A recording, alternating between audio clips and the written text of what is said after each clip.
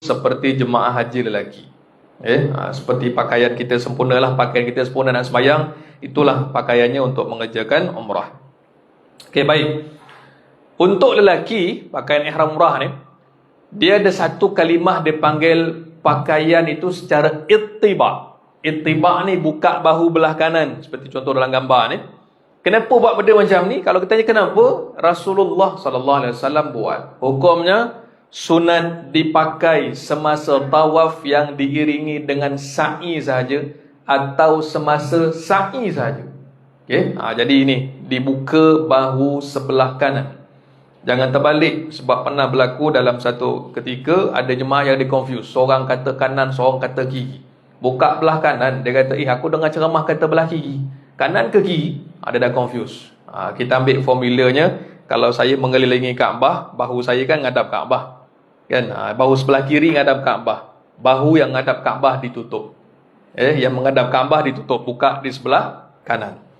Tidak sunat dipakai secara ittiba' semasa di lokasi lain, seperti session berlepas dan sebagainya. Jangan pakai macam ni kat KLIA, terkejut orang nanti. KLIA dah pakai macam ni dah, buka. Kenapa ni nak pergi umrah? Nak pergi umrah pakai ni aja kan, walau masuk Mekah pun. Nanti sampai kat sana nanti nak masuk masjid. Dah nak masuk masjid, baru nanti dah nak mula tawaf, buka lah bahu sebelah kanan. Begitu juga ketika solat. Hukum ni apa? Makruh. Makruh kena buka macam ni, elak secara ittiba'. Katalah saya tawaf dalam keadaan buka bahu sebelah kanan, tiba-tiba pusingan ketiga berhenti seketika beri laluan untuk solat fardu. Apa nak dibuat? Kita berada dalam saf dan tutup balik bahu sebelah kanan tu. Dah lepas sembahyang, sambung balik sebab tawaf kita belum selesai. Jadi ketika solat makruh kalau dibuka bahu sebelah kanan ni. Kadang-kadang ditegur oleh jemaah-jemaah lain, suruh tutup bahu sebelah kanan ketika solat. Okey, baik. Kemudian kita lihat pakaian lelaki semasa ihram. Senang cakap bahasa mudahnya pakai slipper Jepun je lah. Yang menampakkan jari kita. Slipper biasa lah. Slipper biasa, tak kira lah kat mana sekalipun. Cuma yang kita pakai tu biar selesa. Dan kalau berada dekat kawasan tanah haram lah kan, ataupun di masjid tu, lantai, kalau kita beli slipper yang okey, dia tak licin lah. Jangan sampai kita beli yang biasa, yang licin tu kan. Kadang dia mop, dia lap lantai basah tu, kena hati-hati juga. Tapi kalau slipper kita yang agak baik sikit, walaupun namanya jenis slipper Jepun kan, tapi kalau kita jalan tu selesa lah. Tak ada pakai kasut, tak ada pakai stokin. Inilah slipper yang kita pakai ketika ihram. Kalau dulu dari segi keputusan muzakarah haji, mesti nampak 5 jari. Tak boleh pakai slipper yang cuma nampak 3 je atau 4 sahaja, mesti nampak 5. Tapi setelah dikemas kini hukum semasa, pakai slipper yang menampakkan sekurang-kurangnya 3 jari. Itu hukum yang terkini. Jadi kalau saya pakai contohnya, anak jari yang paling kecil tak nampak 4 saja, boleh ke tidak? Boleh. Itu hukumnya boleh. Kita semaklah hukum semasa yang telah dikemas kini oleh muzakarah haji. Baik, bagi perempuan pula, pertama, elak dari bersolek tanpa keperluan, elak fitnah dan juga riak. Kita nak sembahyang lah bahasa mudahnya. Aurat dijaga, kain telekung bersesuaian agar tidak nampakkan bentuk badan, disyorkan pakai stokin tebal dan panjang supaya tidak menampakkan aurat. Elak dari memakai cermin mata yang besar sehingga menutup muka. Sebab untuk jemaah wanita, antara larangannya apa? Menutup muka, tak boleh. Bagi lelaki tak ada masalah. Okey, baik. Kita tengok slipper atau sandal yang dipakai oleh jemaah lelaki semasa dalam ihram hendaklah menampakkan tumit dan sekurang-kurangnya hujung 3 jari kaki. Ni yang sekarang 3 jari. Sebelum ni dia kata 5 jari. Sekurang-kurangnya 3. Macam contoh inilah kan, nampaknya 3. Ni tahun ni ke berapa ni? 2022. Baru lagi lah keputusan kita 2 tahun lepas. Okey, baik. Okey, kemudian untuk umrah ni, sunat ihram, perkara-perkara yang kita nak buat sebelum kita melaksanakan ibadah umrah. Baik, dalam bab ibadah ni, kita ada yang dipanggil wajib, rukun kita, kewajipan kita kan. Dan sudah pasti ada amalan-amalan yang sunat, benda-benda sunat nak dibuat. Kita gini kita niatkan gini, pergi ke tanah suci ni modalnya besar, belanja besar, kan, tinggalkan keluarga, tinggalkan kerja dan sebagainya. Alang-alang kita pergi ke tanah suci, kita buat sebaik mungkin. Dia tak ada kata benda ni sunat lah, tak buat pun tak apa, tak ada istilah macam itu. Walaupun sunat, tapi kerana perkara-perkara ini akan dapat pahala, maka sekecil mana pun nilai kebaikan itu kita cuba buat untuk apa ni? Dapat ibadah yang sempurna. Yang tadi rukun 5 tu aja, tapi kalau tengok amalan-amalan sunatnya kita nampak masya-Allah kan. Sebelum kita niat ihram tu, sebelum kita terbang lah, bahasa mudahnya, keluar daripada rumah, potong kuku, rapikan misai dan rambut, menanggalkan bulu ketiak, ari-ari dan sebagainya. Sunat mandi sunat ihram, ambil wudu, pakai minyak rambut, pakai kain ihram warna putih, dan solat sunat ihram. Jadi kalau ada senarai semak, kita boleh tengoklah. Yang ni dah buat. Okey, baik. Amalan sunat semasa niat ihram. Nanti kita tengok niatnya. Pertama, menghadap arah kiblat sekiranya boleh. Yang kedua, berada dalam keadaan wudu. Ini pun sunat juga. Okey. Jadi kalau misalkan kata dalam kapal terbang dah melintas kawasan Qarnul Manazil, tak ada wudu dalam kapal terbang kan, dalam duduk 7 jam setengah tu, boleh tak niat wala tanpa wudu? Boleh. Mungkin sukar nak pergi ke tandas dan sebagainya, tak apa, yang penting niat. Bila kata niat, bukan sekadar mutawif yang akan tolong ingatkan, tetapi pilot pun dari segi SOP ni dia akan beritahu, okey, lagi 2 jam lagi kita akan lintas untuk niat umrah, lagi 1 jam, lepas tu niat lagi sekarang. Maksudnya kalau misalkan kata tak niat juga, salah sendirilah. Pilot ingatkan kan, keluar lagi dekat paparan skrin seat kapal terbang tu lagi, mutawif lagi tolong ingatkan kan. Jadi ini semua benda yang paling mustahak bermula dengan niat. Okey, selepas kita niat, selepas niat ihram umrah ni, ada beberapa perkara lain. Satu, bertalbiyah. Ini yang paling afdal. Sebab dalam hukum, apa amalan paling afdal selepas kita niat? Talbiyah. Tadilah kalimah tu, labbaik Allahumma labbaik. Selain daripada tu, berdoa, baca Quran, zikir, elak dari bual-bual kosong ataupun perkara-perkara laghaw.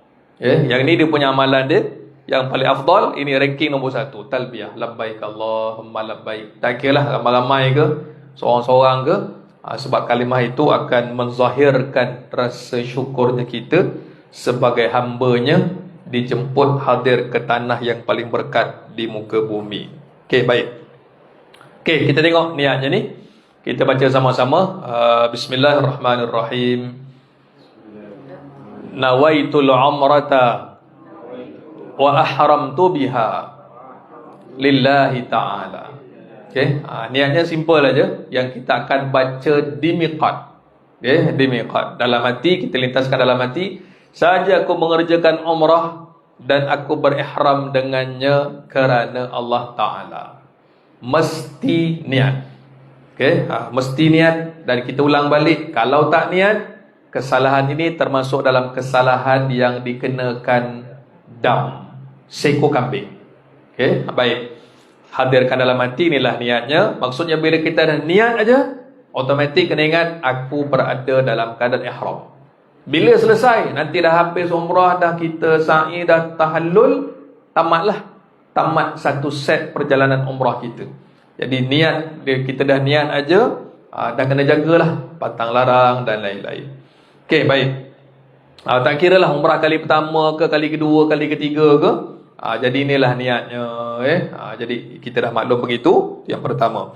Kemudian, ni untuk makluman awal lah. Kalau kita berniat tadi, ada tempat-tempatnya. Dari luar Mekah, kan, kalau daripada belah selatan, daripada Yaman, niat dia dekat Yalamlam. Kalau dari Madinah, dipanggil Bir Ali. Popular lah, biasa kita, orang tanya kan, pergi umrah ni masuk Madinah ke Mekah dulu? Kalau masuk Madinah dulu, lalulah dekat Bir Ali. Atau juga disebut tempat ini dengan nama Zulhulaifah. Zulhulaifah. Baik, kalau daripada Syam, Jordan, Palestin, dia akan lalu kawasan nama dia Juhfah. Juhfah. Kalau kita daripada Asia, nama dia Qarnul Manazil. Kalau hari ini jemaah yang pernah pergi ke Taif, pergi Taif ziarah, masuk ke Mekah, dia pergilah ke masjid tu, Masjid Qarnul Manazil. Okey, kalau satu lagi daripada Iraq dia panggil Zatul Irqin. Zatul Irqin. Ni semua tempat-tempat bagi orang yang berada di Mekah, berada di luar Mekah. Okey, kalau dalam Mekah, dalam kawasan Mekah 3 aja. Sama ada kita nak buat umrah tu di Ji'ranah, satu lagi Tan'im, satu lagi Hudaibiyah. Ji'ranah ni lebih kurang dalam 20 km. Kalau Hudaibiyah paling jauh 22 km. Tan'im dekat aja 5 km. Ini pergi untuk siapa ni? Orang-orang yang berada di Mekah. Kita dah jadi orang Mekah kan? Dah duduk Mekah 5 hari. Tiba-tiba naik bas keluar pergi Tan'im, naik bas keluar pergi Ji'ranah. Kenapa dekat-dekat aja? Sebab kita dah berada di Mekah. Kita sebagai orang Mekah. Tak perlu lagi pergi kono manazil macam awal-awal kita sampai kali pertama. Jadi ini tempat-tempat niat bagi jemaah yang di luar Mekah dan juga bagi penduduk Mekah. Baik, kemudian ini tadi kita nampak dia punya apa? Kedudukan dia. Ini yang hitam ni kawasan sekitar orang Mekah dan ini orang daripada luar Mekah lah. Kenapa benda macam ni dipanggil Mekah ni tanah haram? Nama dia tanah haram, tanah yang diberikan penghormatan. Ibnu Abbas radhiyallahu an, sahabat Nabi kata apa? Orang yang masuk ke tanah haram ni hormat. Maksudnya apa? Allah beri penghormatan. Maka bila tanah yang ada penghormatan, dia ada adab dia. Adab dia tak boleh masuk gitu aja. Dia bukan macam kita pergi belanjong tempat lain. Masuk ada adab, masuk ada doa, masuk ada pantang larang dia. Kerana apa? Tanah ini tanah yang diberkati. Maka sesiapa pun yang masuk ke sana, orang itu akan jadi orang yang mendapat keberkatan dari Allah Subhanahu wa taala. Sebab itu kalau contoh orang yang dapat pergi umrah musim Ramadan ni kan, masya-Allah lagi bersoalan pahalanya kan, dapat pahala apa? Pahala haji. Al-umratu fi Ramadan ta'dilu hajjatan ma'i atau kama qala. Kata Nabi, orang yang mengerjakan umrah pada bulan Ramadan dapat pahala menyamai mengerjakan haji. Riwayat lain sebut sama pahala seperti mengerjakan haji bersama dengan aku. Pergi bulan Ramadan ni memanglah mahal kan, harga lagi mahal, makin hujung makin mahal. Pahalanya apa? Pergi haji bersama dengan aku, kata Rasulullah. Sebab tu berlumba-lumba. Maksudnya orang yang ada kemampuan, ada rezeki, ada kesempatan pergi umrah bulan Ramadan. Okey, baik. Kemudian yang berikut, bila dah niat, tadilah dalam kapal terbang ke atau naik bas ke, daripada Madinah naik train ke, dah niat aja, maka ada 13 larangan ihram. 13 larangan. Kita dibagi-bagikanlah. Satu yang jenis tarafuh. Yang ini pun tak boleh. Menutup kepala bagi lelaki. Pakai kopiah, pakai songkok, tak boleh. Kemudian pakaian bersarung, pakai kain pelekat, tak boleh. Bagi perempuan menutup muka tak boleh. Seperti ini, kan, tak boleh. Pakai niqab tak boleh. Sarung tangan tak boleh. Bau-bauan tak boleh. Yang ni semua kalau contoh nak pakai wangi-wangian bagi lelaki, nak pakainya masa bila? Sebelum niat, sebelum sunat. Tapi kalau dah niat, ambil minyak wangi letak kat tangan dekat kain ihram, itu ada dam dia. Lagi apa? Pakai minyak di kepala dan di janggut. Muqaddimah jima', bersetubuh, nikah kahwin. Ini semua kalau sengaja dikenakan dam. Kalau tak sengaja, tidak berdosa dan tidak dikenakan dam. Jadi isu dia contoh kita buka pada hari ini. Kalau dah contoh saya pakai ihram daripada airport, rehat dulu dekat bilik, mungkin kata lagi 1 jam kita nak turun. Tiba-tiba terlupa nak sembahyang, ambil kopiah pakai dalam ihram ni. Tiba-tiba kawan tegur, kan dalam ihram, kenapa pakai kopiah? Cepat-cepat kita buka. Kena dam tak? Tak kena. Ataupun tiba-tiba terlupa lah sampai kat hotel, lepas mandi ambil kain pelekat dalam ihram ni. Awak kan dalam ihram, mana boleh pakai kain pelekat? Segera ambil semula kain ihramnya. Ketika itu tidak dikenakan dam. Maksudnya segera ditegur, mungkin terlupa dan sebagainya, tak sengaja. Mungkin jahil, tak boleh ke pakai ni? Ganti cepat-cepat, boleh. Yang itu tidak dikenakan dam. Okey, ini larangan-larangan ni dijaga daripada awal sampai selesai. Kemudian ada juga kategori apa yang menggugur, menghilang, merosak, membinasa rambut atau bulu di badan. Apa nama, rambut yang gugur. Lagi apa, potong kuku. memburu dan membunuh binatang buruan. Memburu binatang apa dekat Mekah? Burung merpati. Okay? Yang banyak pun sama juga.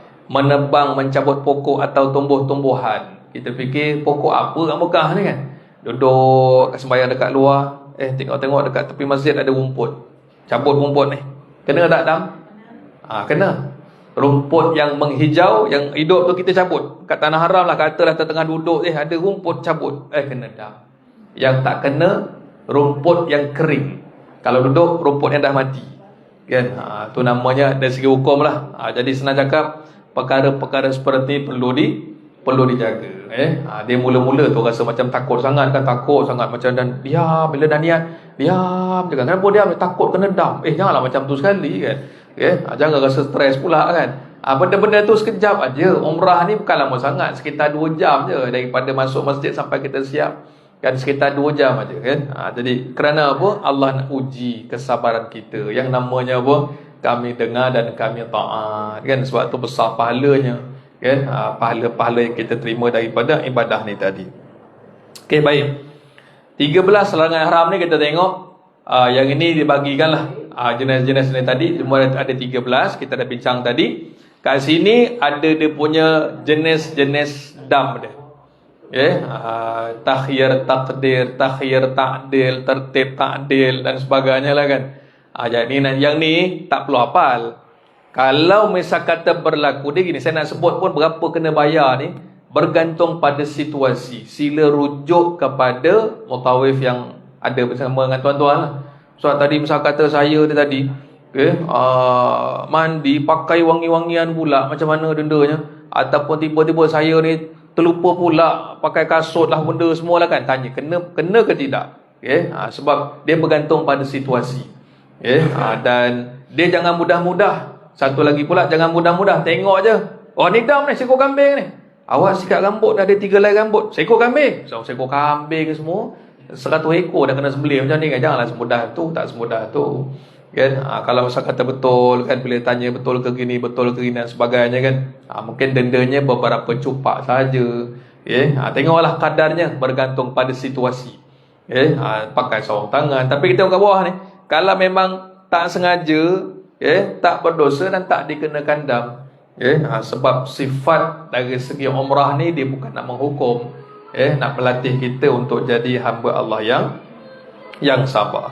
Yang ni boleh rujuk kemudian nanti. Baik. Setelah kita niat, perkara pertama yang kita akan buat di tanah haram ialah ibadah tawaf. Yang ini rukun yang kedua. Rukun pertama niat, dan niat ihram itu di miqat. Sekarang ni kita akan masuk dalam Masjidil Haram untuk kita melaksanakan ibadah tawaf. Baik, apa makna tawaf? Mengelilingi Kaabah sebanyak 7 pusingan dengan syarat-syaratnya. Itu maksud tawaf. Bila sebut tawaf sahaja, inilah keadaan Kaabahnya dan pusingannya, begitulah. Tuan-tuan sekalian, untuk apa dia panggil, SOP yang dikemas kini sekarang ni untuk di Saudi, bagi yang nak melaksanakan umrah, dia akan menggunakan sistem aplikasi nusuk. Betul lah sebenarnya? Untuk Ramadan ni digunakan nusuk. Sebelum ni kita faham guna nusuk ni untuk apa? Masuk Raudah kan, dan sebagainya lah. Tapi sekarang untuk Ramadan digunakan nusuk, aplikasi nusuk. So kena masukkan betul-betul lah kan, maklumatnya datang bila, masuk bila dan sebagainya. Dan setakat ni dimaklumkan cuma dibenarkan sekali saja untuk Ramadan. Kenapa sekali? Sebab orang terlalu ramai. Kedatangan orang untuk kerjakan umrah mula Ramadan ni kan, 10 hari yang kedua makin ramai, 10 hari terakhir lagi ramai. Kenapa lagi ramai? Sebab masing-masing kalau boleh nak dapat pahala umrah Lailatul Qadar. Sebab itu malam 27 kan, malam 27 ni kemuncak bagi manusia paling ramai lah dekat Mekah.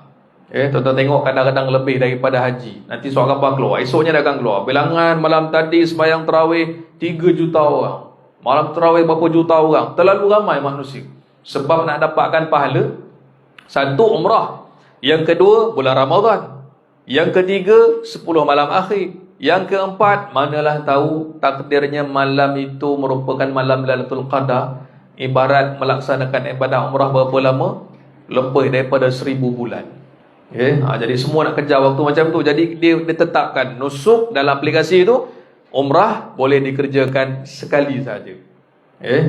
Dan itu satu. Yang kedua, untuk Ramadan ni juga, bagi yang nak masuk Raudhah, slot untuk nak masuk Raudhah, tuan-tuan pergi kan visa umrah, nak dapat slot masuk Raudhah diatur oleh pihak muassasah. Sekarang ni pihak muassasah tak terima kota daripada pihak Kementerian Haji.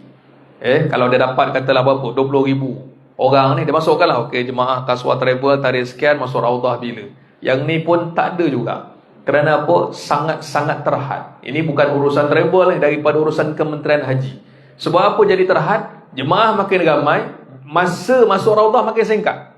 Lepas maghrib, lepas isyak tak ada dah. Kenapa tak ada lepas isyak? Orang nak sembahyang tarawih. Kalau sebelum lepas isyak pukul 9, pukul 10, pukul 11 malam, 12 malam kan.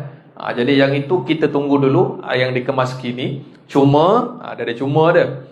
Kalau kita lihat fokus ibadah umrah pada bulan Ramadan ni, majoriti kita tengok apa mereka akan buat, iktikaf. Majoriti, tak kira sama ada di Madinah ke di Mekah ke, dan mereka nak sembahyang fardu, iktikaf. Umrah tu bonus lah, masuk Raudhah tu bonus. Kalau boleh, ada yang kata pula, saya dulu Ustaz pergi umrah bulan Ramadan, okey je 1 hari 3 kali. Bila tu? Tahun 2015. Udah lamanya lah, jangan cerita 10 tahun dulu, cerita minggu lepas pun dah lain dah kan. Yang ada pergi umrah, dia kata gini, nanti kan hotel kita kat sini kan, balik nanti kita singgah tau, aku ada makan hari tu. Yang tahun lepas ada kedai makan, memang sedap. Jom lepas umrah kita makan. Tengok-tengok bangunan tu pun dah tak ada. Mana kedai makan ni? Dah roboh dah. Ni bukan cerita 10 tahun dulu, cerita bulan lepas pun dah hilang dah. Sebab tu jangan cerita, pengalaman saya banyak ni, umrah ni bila? 10 tahun dulu. Silap-silap hotel kita duduk pun dah tak ada dah. Jadi dia bukan cerita 10 tahun lepas, 5 tahun lepas. Yang semalam pun belum tentu boleh ada lagi pada hari ni. Jadi hukum dia kita kata, kenapa dulu boleh Ustaz? Dulu tu bila? 10 tahun dulu lahir. Sebab tu kita kena kemas kini. Yang ni Ramadan tahun ni macam ni. Untuk bulan 8, tak tahu lagi apa sistem yang diguna tahun depan lain. Jadi kena ikut apa agaknya peraturan semasa yang ditetapkan oleh pihak kerajaan Arab Saudi. Jadi itu untuk Ramadan lah. Luar daripada Ramadan tak ada masalah untuk kita buat umrah lebih daripada sekali. Tapi ada juga pandangan dalam beberapa mazhab yang sebut ada juga hukum yang nyatakan umrah sekali setahun. Sebab tu dia buat ketetapan macam tu kan, nak berikan peluang orang lain lah datang kan. Jadi tak apa. Jadi nak kata gini, kita tuan-tuan nanti kalau dah diberikan taklimat operasi umrah, untuk teknikalnya yang itu kena buat betul-betul. Telefonnya dah masukkan nombor pasport yang betul, apa nama sistemnya betul, memang boleh kita guna betul-betul. Sebab kalau salah, kalau tak boleh, tak aktif benda tu, bimbang, takut-takut tak boleh masuk dalam kawasan Masjidil Haram kan. Baik, itu dari segi kaedah yang pada hari ni lah. Okey, ini Kaabah, gambaran Kaabah. Pertama, Kaabah ni kita nak tahu dia punya penjuru dahulu. 4 bucu dia kita panggil sebagai rukun. Rukun ni bukan macam rukun sembahyang tu. Rukun ni maksud dia apa? Ruknun, penjuru. Bermula dengan penjuru Hajarul Aswad, menjadi tanda yang paling penting untuk mulanya kita tawaf dan berakhirnya pun di situ. Kemudian bila kita jalan, penjuru kedua Iraqi. Ni kalau terus ke belakang berapa ribu kilometer sampailah Iraq. Yang ni rukun Syami. Kalau kita terus ke belakang berapa ribu kilometer sampailah ke negeri Syam, Jordan, Palestin, Lebanon. Kalau yang sini pula rukun Yamani, ke belakang berapa ribu kilometer sampailah ke Yaman. Jadi penjuru tu diambil nama-nama negeri di belakang. Kan? Maksudnya adalah negara-negara itu bucunya jumpa kat sini. Kita agak-agak kat mana kita Malaysia ni? Kita jumpa kat bucu mana? Kita sini. Kita Hajarul Aswad ni. Jarak kita berapa kilometer? 6,000 lebih. Lebih 6,000 kilometer. Masuk kiblat kita ngadap Kaabah, area belah sini lah. Okey, baik.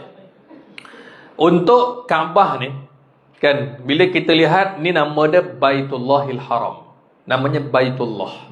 Yang bina Nabi Allah Ibrahim alaihissalam, dan inilah tempat menjadi kiblat kita sampai kiamat.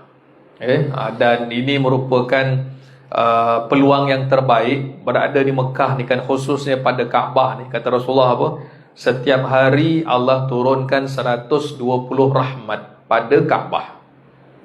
Melalui Kaabah ni 120 rahmat. 60 rahmat diberi kepada orang yang tawaf. Yang tawaf ni tak kira tawaf sunat, tawaf umrah, tawaf haji, tawaf wada', dia dapat 60 rahmat. Yang sembahyang menghadap Kaabah, memang Kaabah depan mata dia, 40 rahmat. Manakala orang yang duduk saja-saja dekat masjid tengok Kaabah, tengok je, tak ada buat apa, 20 rahmat. 60, 40, 20. Kata Ibnu Abbas radhiyallahu an, cukuplah seseorang itu diizinkan oleh Allah masuk syurga dengan satu rahmat. Satu pun dah boleh masuk syurga. Umrah ni 60 rahmat, 40 rahmat. Kan maksudnya apa? Mudah-mudahan rahmat Allah itu menjadi asbab makin mudahlah untuk nak masuk syurga. Itu ceritanya. Jadi kat sini kita nampak kawasan Kaabah.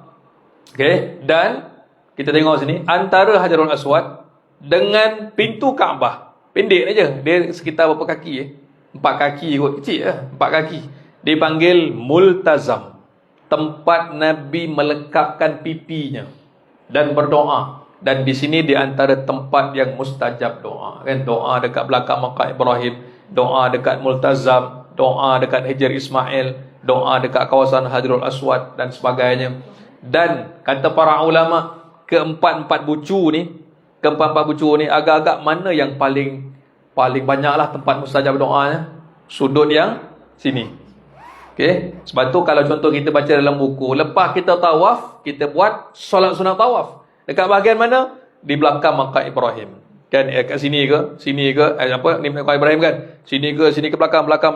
Sebab kita menghadap sudut Kaabah yang paling banyak fadilatnya.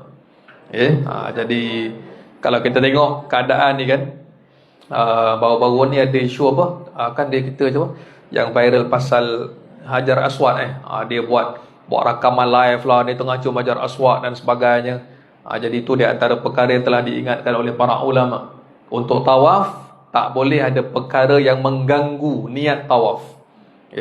Tengah-tengah tawaf kan, buat live. Assalamualaikum, saya dekat Kaabah tengah tawaf ni, pusingan kelima guys. Ni apa benda ni, kat kedai makan ke apa ni? Kan tak boleh. Itu hukum-hukum yang telah banyak dipesan oleh para ulama. Kan hati-hati. Itu time kita duduk santai-santai, lepas asar duduk depan Kaabah tak apalah, nak telefon apa kan. Tengah tawaf simpan telefon. Orang telefon ke dan sebagainya, sebab kita berada di Baitullahil Haram. Baik, itu binaannya. Kita tengok syarat sah tawaf. Tadi kita dah niat, dan ada syarat-syarat sah dia. Nombor 1, menutup aurat. Macam tadilah, lelaki dan perempuannya. Yang kedua, suci daripada hadas besar dan kecil, sama macam kita nak solat. Yang ketiga, pakaian suci badan, pakaian tempat tawaf daripada najis, dah bersih semua. Yang keempat, bermula pada sudut Hajarul Aswad dan berniat tawaf.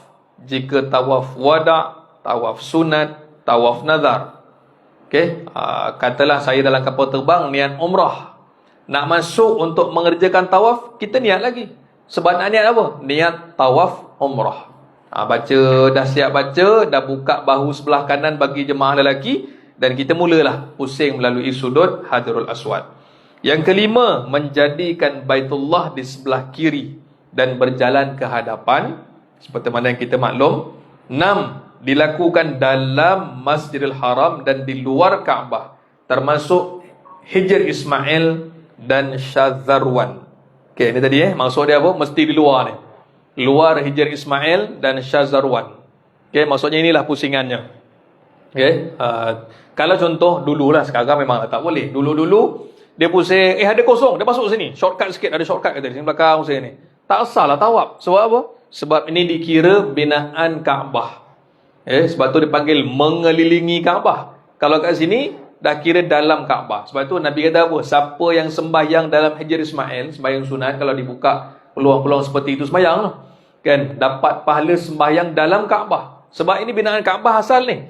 Jadi sembahyang dalam ni ke, dapat pahala sembahyang dalam Kaabah. Sembahyang dalam Hajar Ismail. Jadi tawaf kita ni lah keluar ni kan, pusing, tak boleh masuk dalam kawasan tu. Okey, baik. Kemudian yang seterusnya, yang ketujuh, mengekalkan niat tawaf. Apa maksud kekal? Daripada pusingan 1 sampai pusingan 7, tidak terganggu niat kita dengan benda lain. Contoh, niat benda lain apa? Cari pasangan hilang. Suami tengah pusingan yang kelima, mana pula isteri ni? Kan, toleh kanan kiri cari apa semua. Kaki berjalan, dia berjalan. Tapi dia berjalan tu bukan nak sempurnakan pusingan ke-6, tapi nak cari kat depan lagi ke. Sama juga mungkin cari anak, isteri cari suami, suami cari isteri, kan anak cari ayah. Jadi yang itu kita kena berhati-hati. Kerana itu termasuk dalam bab mengekalkan niat ketika tawaf. Selamatnya macam mana? Kalau nak selamat macam mana? Peganglah baik-baik. Kan, pegang bagnya ke, ataupun adalah tanda-tanda yang kita rasa takkan terpisah kan, dan sebagainya dalam kumpulan.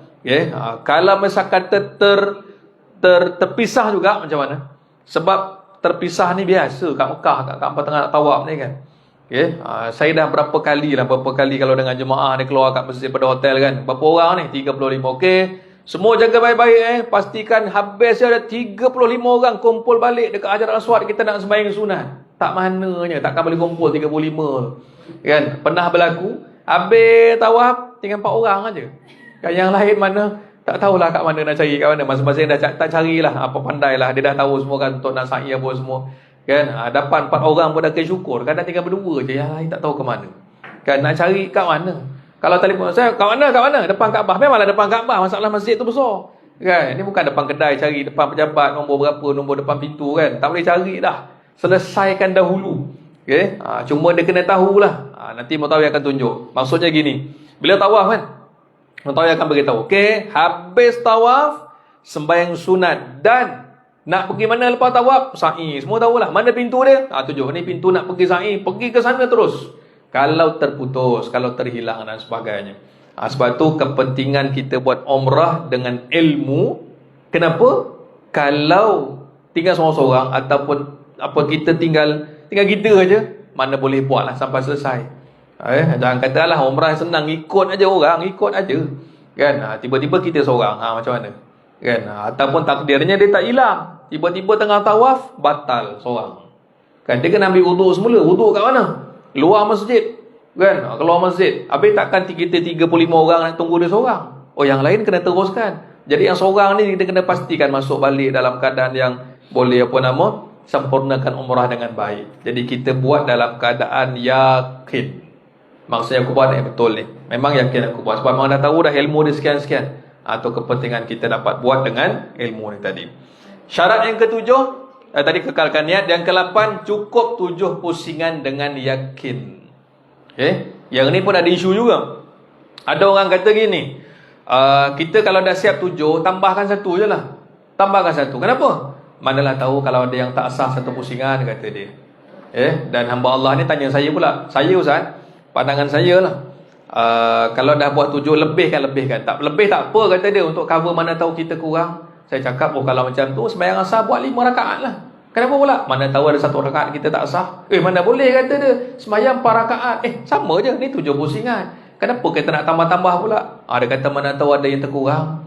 Bila kita compare dengan sembahyang, dia tak terima pula. Macam tu sembahyang subuh 3 rakaat lah. Mana tahu rakaat kedua kita tak sah. Tak boleh Ustaz, tak boleh. Maka kalau tak boleh dalam bab itu, sebenarnya untuk tawaf pun tak boleh. Kalau memang dah yakin 7 pusingan, dah berhenti. Kalau misalnya kita tak yakin, 7 ke 6, 6 ke 7, nak ambil yang mana? Kita ambil 6. Memang kita rasa macam buat 6 lah. Tiba-tiba hati rasa tak sedap. Yang itu tak apa, sempurnakan, buatlah tambah 1 lagi. Sebab dia rasa confuse 6 ke 7. Itu tak apa. Jangan dah yakin 7, tambah 1 lagi, manalah tahu tak sah. Yang itu tak ada dalam kitab pula.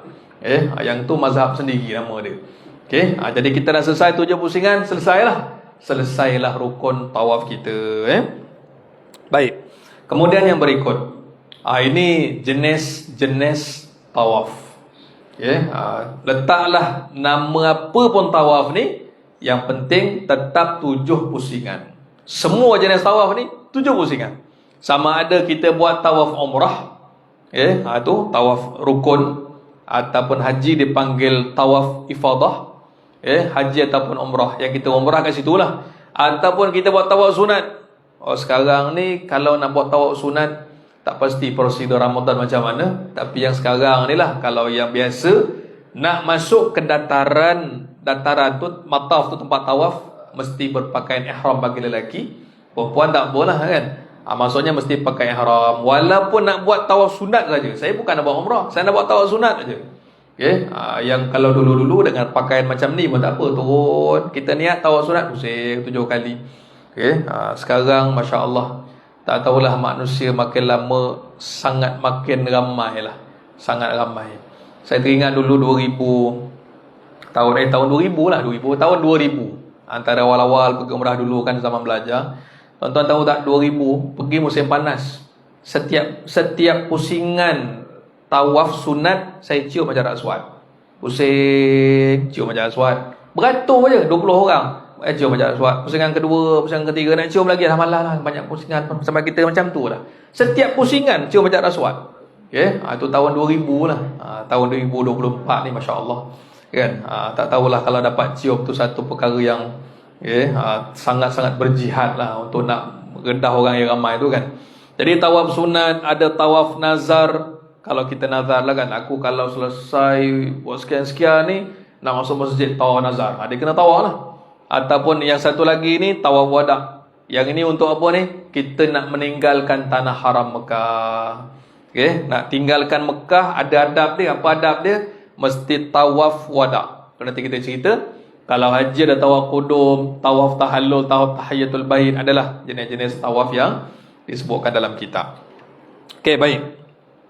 Amalan sunat tawaf. Okay, ini sunat ketika tawaf. 1, jalan kaki. Baik, selain daripada jalan kaki, ada apa lagi? Alternatif lain, naik skuter. Naik skuter dekat tingkat 2, tingkat 3 kan, boleh juga naik skuter. Tapi sunat kalau bagi orang yang sihat, jalan kaki lah. Okay? Kalau misal kata uzur ataupun tak berapa kuat nak berjalan, boleh lah sewa skuter. Yang kedua, mengucup Hajarul Aswad pada permulaan tawaf. Okay? Kita melambai lah daripada jauh, sebab dah terlalu ramai manusia tu kan. Yang ketiga, yang kedua bawah dah, yang kedua, beritibak bagi tawaf diiringi dengan sa'i bagi lelaki. Itu sunatnya. Jadi kalau orang yang tak buka bahu sebelah kanan, tak apalah, sah tawafnya. Tapi hilanglah pahala sunat. Okay? Nombor 3 tu kita dah cerita tadi. Nombor 4, melakukan ramal, ra mim lam, berlari anak pada 3 pusingan pertama bagi tawaf yang diikuti dengan sa'i bagi lelaki. Lari-lari anak, maksudnya gaya lari-lari anak.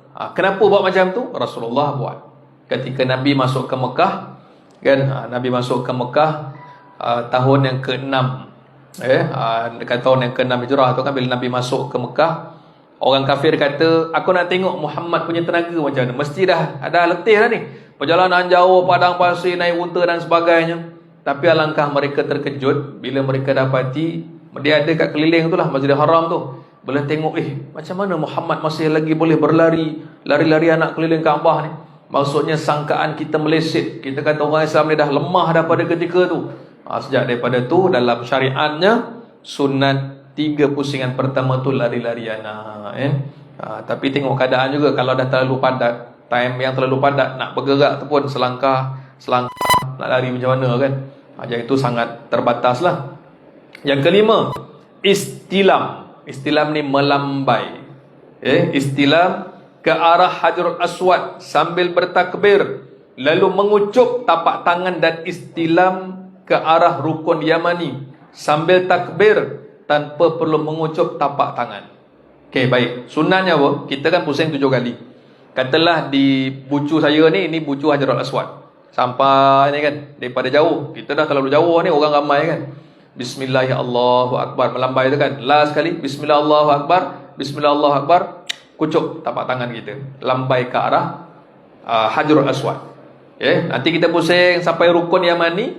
Rukun Yamani, bucu yang ketiga, Bismillah, Allahu Akbar 3 kali tanpa mengucup. Kalau mengucup ni pada Hajarul Aswad sahaja. Itu pun hukum dia sunat. Yang keenam, mualat, maksudnya berturut-turut 7 pusingan tadi tu. Okey, biasanya jemaah akan selesaikan lebih awal lah. Kalau lagi cepat lagi bagus kan. Tak adalah buat 3 rehat, lepas asar sambung, buat lagi 2 lepas maghrib sambung kan. Tak adalah orang macam tu kan. Orang nak lagi cepat lagi bagus. Sebab apa? dalam keadaan ihram. Yang ketujuh, tawaf dengan khusyuk dan tawaduk. Macam kita sembahyang, doa kita, zikir kita, kan. Kalau sebelum-sebelum ni, kan, dia akan bagi ni lah, apa nama, kita ada buku ni kan, contoh Qaswa ada bagi buku ni nanti kan, doa tawaf pusingan 1, doa tawaf pusingan 2. Tapi agak-agak kalau Ramadan, mampu ke kita baca buku ni keliling Kaabah? Oh, tak boleh gitu kan. Tak boleh sebab orang terlalu ramai. Jadi masing-masing lah ada kaedah yang tersendiri. Jadi mungkin contoh ada jemaah yang kata pusingan pertama dia baca subhanallah walhamdulillah wala ilaha illallah akbar, baca kan. Nanti pusingan kedua Allahumma salli ala Muhammad, Allahumma salli ala Muhammad. Pusingan ketiga astaghfirullah, astaghfirullah.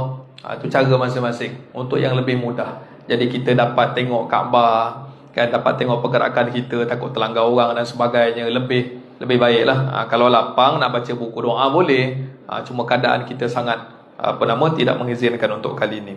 Okey, baik. Yang ke-8, baca Al-Quran, zikir dan doa macam tadi itu. Dan yang ke-9, selesai tawaf kita dirikan solat sunat. Nama solat sunat ni, tapi kita sayang sangat kalau tak buat. Kenapa tak buat? Kalau sayang kalau tak buat? Sebab kita bukan dapat tahu hari-hari. Jadi sekali bila kita siap tawaf, pergi dekat belakang makam Ibrahim, sembahyang sunat. Usolli sunnatat tawafi. Saja aku sembahyang sunat tawaf 2 rakaat kerana Allah Ta'ala. Jadi kita dapatlah rukunnya sempurna, sunat-sunatnya pun sempurna. Jadi itu di antara cara terbaik untuk kita tawaf di Baitullahil Haram. Okey, baik. Kemudian ini pergi kepada rukun yang ketiga. Selesai kita niat, kemudian tawaf. Kemudian nak pergi ke yang ketiga, sa'i. Setakat ni ada soalan? Ada soalan tak? Kalau tak ada boleh kita kongsi tentang niat, tentang tawaf. Kalau ada boleh tanya, kita kongsikan pada pagi ni insya-Allah. Okey. Selesai kita tawaf dan kita sembahyang sunat tawaf, maka kita pun menujulah ke satu bukit, nama dia Bukit Safa. Kita menuju ke nama Bukit Safa yang berada di sebelah lah, kawasan dataran Kaabah tu sebelah dia. Kawasan antara Bukit Safa dan satu lagi Bukit Marwah. Kalau ni Masjidil Haramnya, Masjidil Haram, ini Bukit Safa. Bukit Safa, dan sini Bukit Marwah. Memang ada bukit lah, daripada dulu pun ada bukitnya. Dulu bukit ni memang bukit saja. Sekarang bukit tu dah ada dalam bangunan ni. Sama ada Bukit Safa ataupun Bukit Marwah. Bukit Safa ni pun bukit yang mulia ni. Tempat Nabi maklumkan tentang wahyu, berita-berita semasa diterima dari Malaikat Jibril. Nabi akan naik ke atas ni. Nabi naik buat pengumuman, maklumkan kepada orang-orang Mekah. Sekarang ni kawasan Bukit Safa dah ditutup dengan pagar cermin. Boleh tengok je lah. Dulu-dulu boleh naik atas batu ni, ada orang sembahyang. Batu ni tajam, dia naik atas sembahyang kat atas batu. Siapa suruh sembahyang atas batu? Tak ada siapa suruh pun. Dia kata berkat sembahyang atas batu kan. Jadi lala Saudi pagar je terus, tengoklah batu tu sampai daripada tepi. Okey, baik. Daripada sini kita lihat apa makna sa'i, berulang-alik berjalan ulang-alik antara Bukit Safa dan Bukit Marwah menurut syarat-syaratnya. Berjalan aja. Pergi Mekah ni memang pergerakan yang paling banyak kita akan buat berjalan. Satu hari agak-agak, kalau satu set umrah lah. Kalau tuan-tuan ada apps kat telefon kita kan, keluar daripada hotel, tawaf, sa'i, balik hotel semula. Berapa purata? 12,000 langkah. 12,000. Kita duduk kat rumah bulan Ramadan ni kadang 5,000, 3,000 kan, tak ada ke mana. Pergi bazar Ramadan 12,000 balik kan, jalan jauh. Tapi umrah ni memang berjalan. Jalan kan. Okey, baik. Jadi kena sihat lah. Kena sihat. Dan insya-Allah perjalanan kita itu diberkati Allah. Okey. Jadi jalanlah. Ni kat tengah-tengah laluan untuk jemaah yang berkursi roda. Ada laluan dia sampai hari ni. Dan dia ada 4 tingkat lah. Yang bawah sekali lantai biasa, lantai nombor 2 dan atas sekali kan. Yang atas sekali untuk skuter.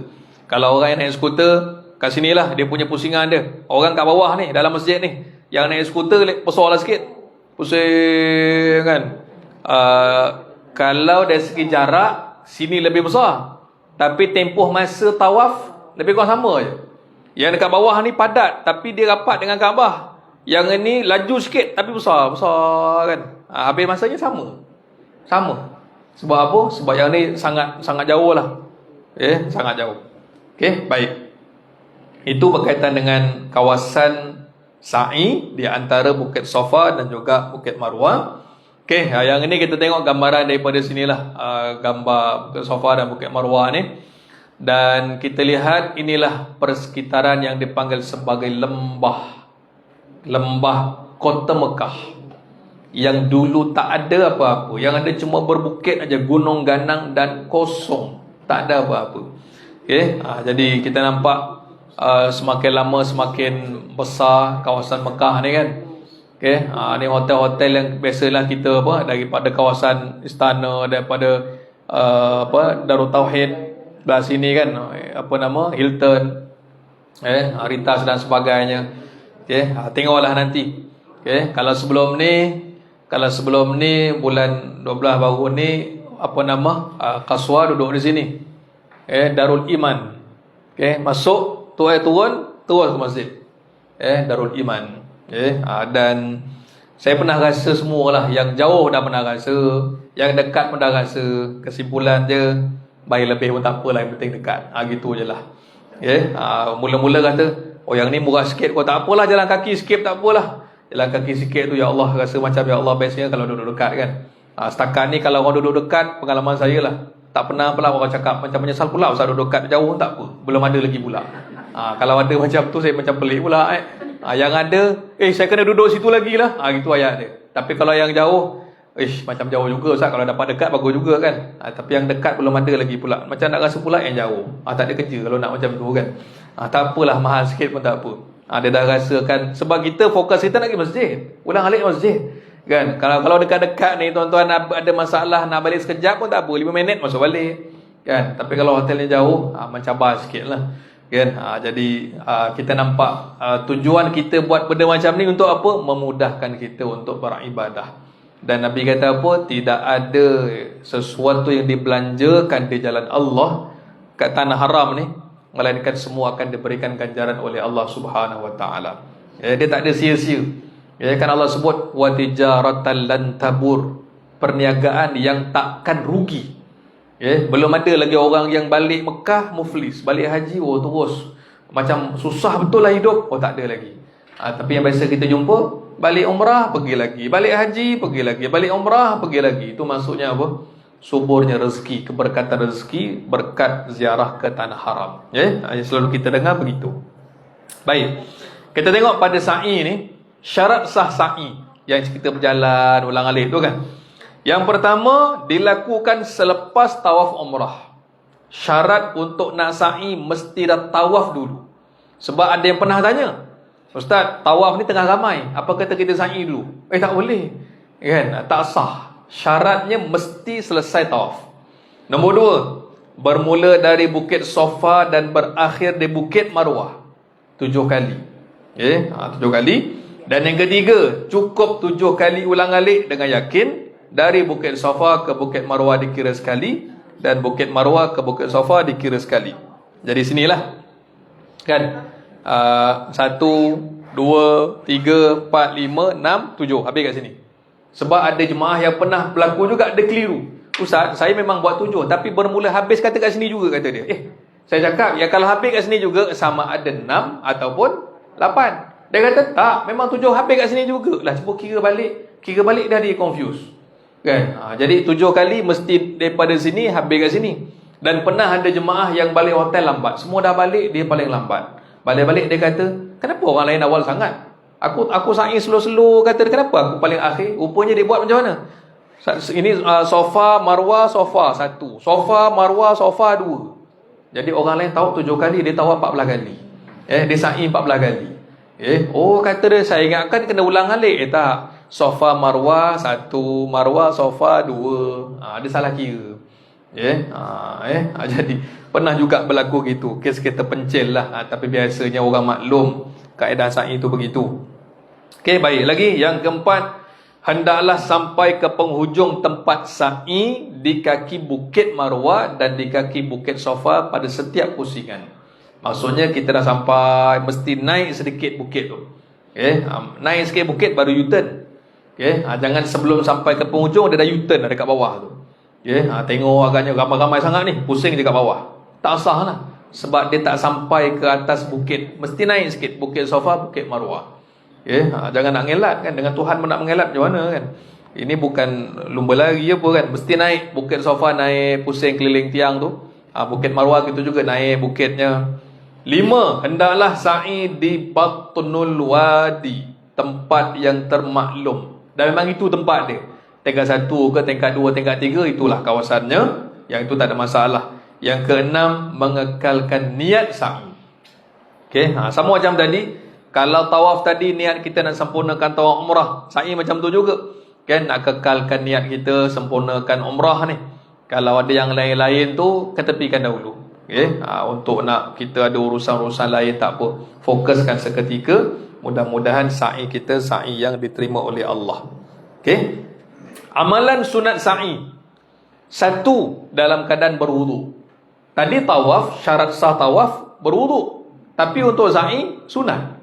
Boleh tak sa'i dalam keadaan tanpa wuduk? Boleh. Sa'i hukumnya sunat. Kalau dah terbatal wuduk ketika sa'i, berpusingan sa'i pertama dah terbatal wuduk, tu saja lah. Kalau nak ambil pun dikira sunat sahaja. Nombor 2, dilaksanakan sejurus selepas mengerjakan tawaf. Yang ketiga, masuk ke tempat sa'i melalui pintu Safa, ataupun dipanggil babus Safa. Yang ini kita dah tak dapat nak tentukan lah.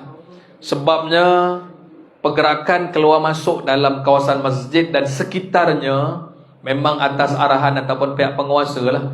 Yang ditutup pintu ni kena masuk pintu sini. Kadang pagi dia buka pintu sini, petang dia tutup sini. Kan? Kita pun tak tahu cakap macam mana kan. Pergi masjid, okey masuk pintu nombor 10, masuk pintu 10. Tiba-tiba kawan datang lewat setengah jam, kau kata pintu 10 yang dia tutup tu kenapa? Rupanya lepas kita masuk je dia tutup, pintu lain pula dia buka. Kan? Jadi kita nak bagi arahan pun tengok nanti keadaannya macam mana. Keluar lalu pintu A, masuk daripada pintu situ. Jadi kalau dapat masuklah situ, kalau tak dapat masuklah daripada mana-mana pintu sekalipun. Yang keempat, menaiki Bukit Safa dan Bukit Marwah bagi lelaki sahaja. Sekarang bukit itu pun dah ditutup kan, dia cuma naik kawasan yang lebih tinggi itu sikit.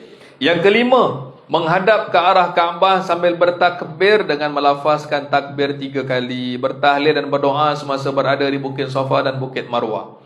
Okey, jadi kan kita nak menuju ke kawasan, saya mulakan umrah kat sini, tawaf sa'i kat sini kan. Nak mula sa'i, kita niat sa'i dan kita sunat menghadap kiblat, melambai ke arah Kaabah kan, dengan dua-dua tangan. Bismillahirrahmanirrahim. Nak mula sa'i ni, Bismillahirrahmanirrahim. Kalau nak mula tawaf, kita melambai ke arah Hajar Aswad. Nak sa'i, sunat melambai ke arah Kaabah.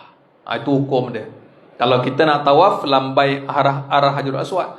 Kalau nak sa'i, sunat melambai ke arah Kaabah. Dia posisi dia macam ni. Kalau saya berdiri sini, nak Bukit Safa Marwah ni kan, Kaabah belah kiri. Macam ni lah. Kaabah belah kirinya.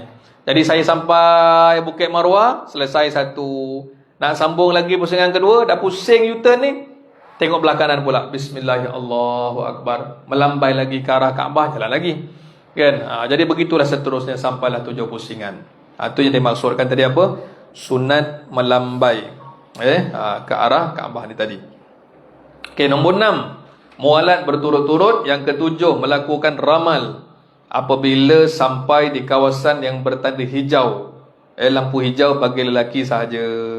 Yang ni kita dah tengok tadi ni, kat sini tadi ni kan, ada lampu hijau ni. Dia lebih hampir dengan Bukit Safa. Lagi itu dalam sekitar berapa? 10 meter ke 15 meter macam tu lah. Sunat lari-lari anak bagi lelaki sahaja. Tapi kita jangan terkejut. Jangan kita terkejut. Kadang-kadang kita sampai sini, kita nak lari anak ni, lari-lari anak. Jemaah perempuan lebih laju daripada kita, daripada negara lain. Yang itu saya tak tahu mazhab apa kan. Kita lari-lari anak ni, jemaah perempuan, dia potong kita lagi laju. Kan, yang tu abaikanlah kan. Tak tahu daripada mazhab negara mana. Dia kata apa? Dulu kat sini Siti Hajar berlari, kita kena berlari lah. Apa hal pula lelaki lagi kata dia? Ni Siti Hajar. Pening kita nak jawab macam tu kan. Betul juga, yang lari tu Siti Hajar. Kenapa ini yang lari lelaki pula? Kami ikut Siti Hajar, kata dah lari laju, dia tinggalkan jemaah lelaki kat belakang. Itu terpulang dia lah. Bagi kita mazhab Syafi'i, kita kan mazhab Syafi'i yang lari lelaki kan. Perempuan tak payah. Kalau dengan pasangan, dengan isteri, kan lari-lari anak, dia gaya lari. Walaupun orang pasangan kat sebelah aja, bukan kita meninggalkan orang lain ke belakang kan. Itu hukum dia. Baik, kemudian yang ke-8, ittiba'. Sama juga bagi jemaah lelaki, bukan sekadar masa tawaf, tapi masa sa'i pun sunat juga berittiba'. Buka bahu sebelah kanan. Cuma isu dia untuk yang ini, akan ada nanti teguran-teguran dari jemaah lain. Dia suruh tutup kata dia. Sa'i tutup. Tawaf saja buka, sa'i tutup. Kan, kenapa? Mazhab lain tutup. Jadi kalau orang jumpa saya, dia kata macam tu, kita cakap ana Syafi'i, aku mazhab Syafi'i. Okey kata dia. Dia kata dia faham lah kan. Maksudnya kita mazhab kita Syafi'i, mazhab Syafi'i tetap dibuka bahu sebelah kanan ketika sa'i ni. Okey, baik. Yang ke-9, jalan kaki. Sunatnya sunat jalan kaki. Kalau nak naik skuter, naiklah, boleh juga. Yang ke-10, mengelak kesesakan di tempat sa'i. Jika berlaku kesesakan di tempat sa'i, elakkan daripada menyakiti orang lain.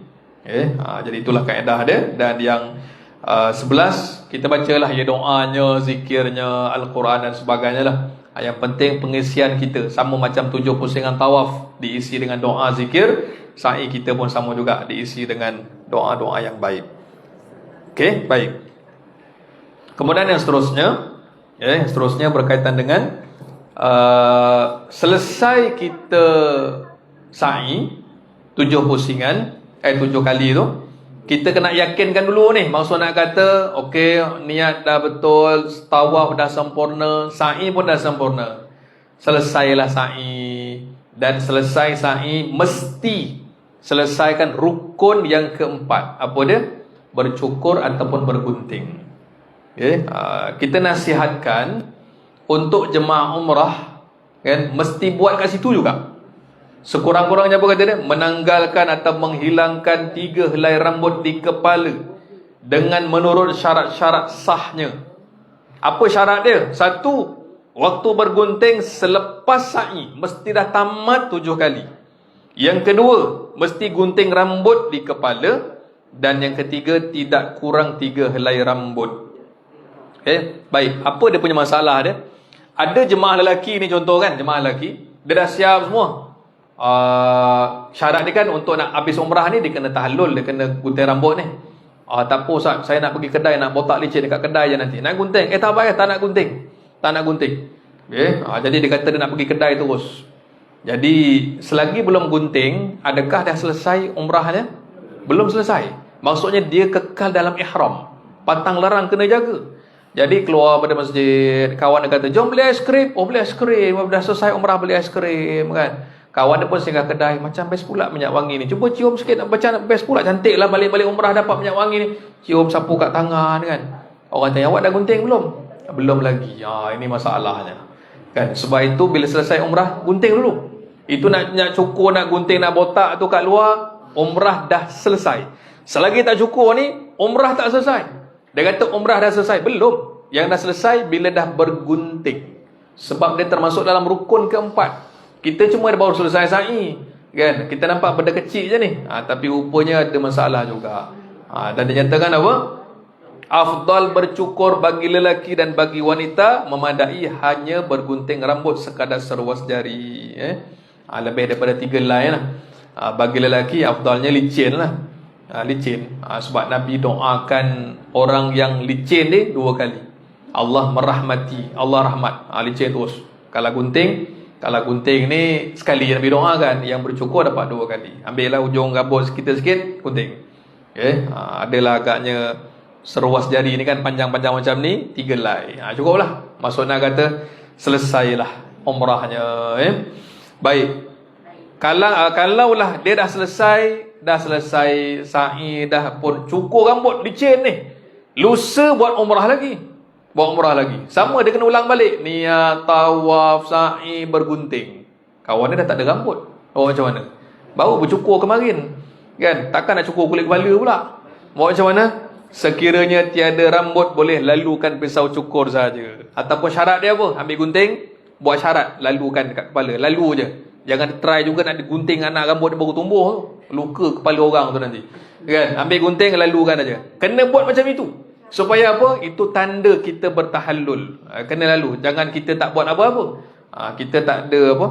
Takut tak lepas daripada ihram umrah tu tadi. Jadi bagi yang dah tak ada rambut, ambillah gunting. Sunat, bukan sunat, mesti lalukan di kepala sebagai tanda kita sempurnakan rukun umrah yang keempat.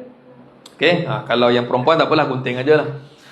Dan bagi jemaah perempuan, isu gunting rambut ni, pertama dia mesti pergi ke kawasan perempuan bahagian belakang kan, bertutup. Okey, kalau pakai telekung tu daripada bahagian dalam telekung saja. Okey, jangan sampai terbuka aurat dan sebagainya. Dah selesai gunting rambut, kalau yang terkini baru ni pergi umrah, dia suruh gunting baru dekat luar, dia tak bagi dalam masjid. Kenapa tak bagi dalam kawasan Bukit Marwah? Dia takut rambut-rambut jatuh semua tu kan. Jadi dekat luar, dah gunting, buanglah kat tong sampah yang disediakan. Sebab kita berada dalam kawasan masjid, adab-adab masjid tetap dipelihara. Okey, jadi bila dah selesai ni, selesailah umrahnya. Okey, dan yang kelima, rukun umrah tadi apa? Rukunnya tertib.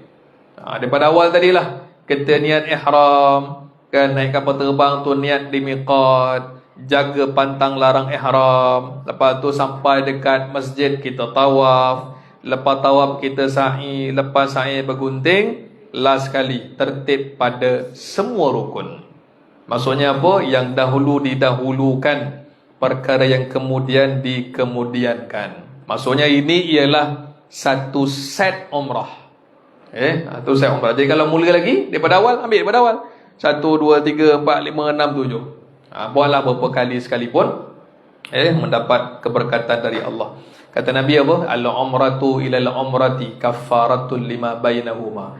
Umrah yang dikerjakan diikuti dengan umrah yang seterusnya, antara dua umrah tu, kata Nabi, kaffarah, diampunkan dosa antara keduanya.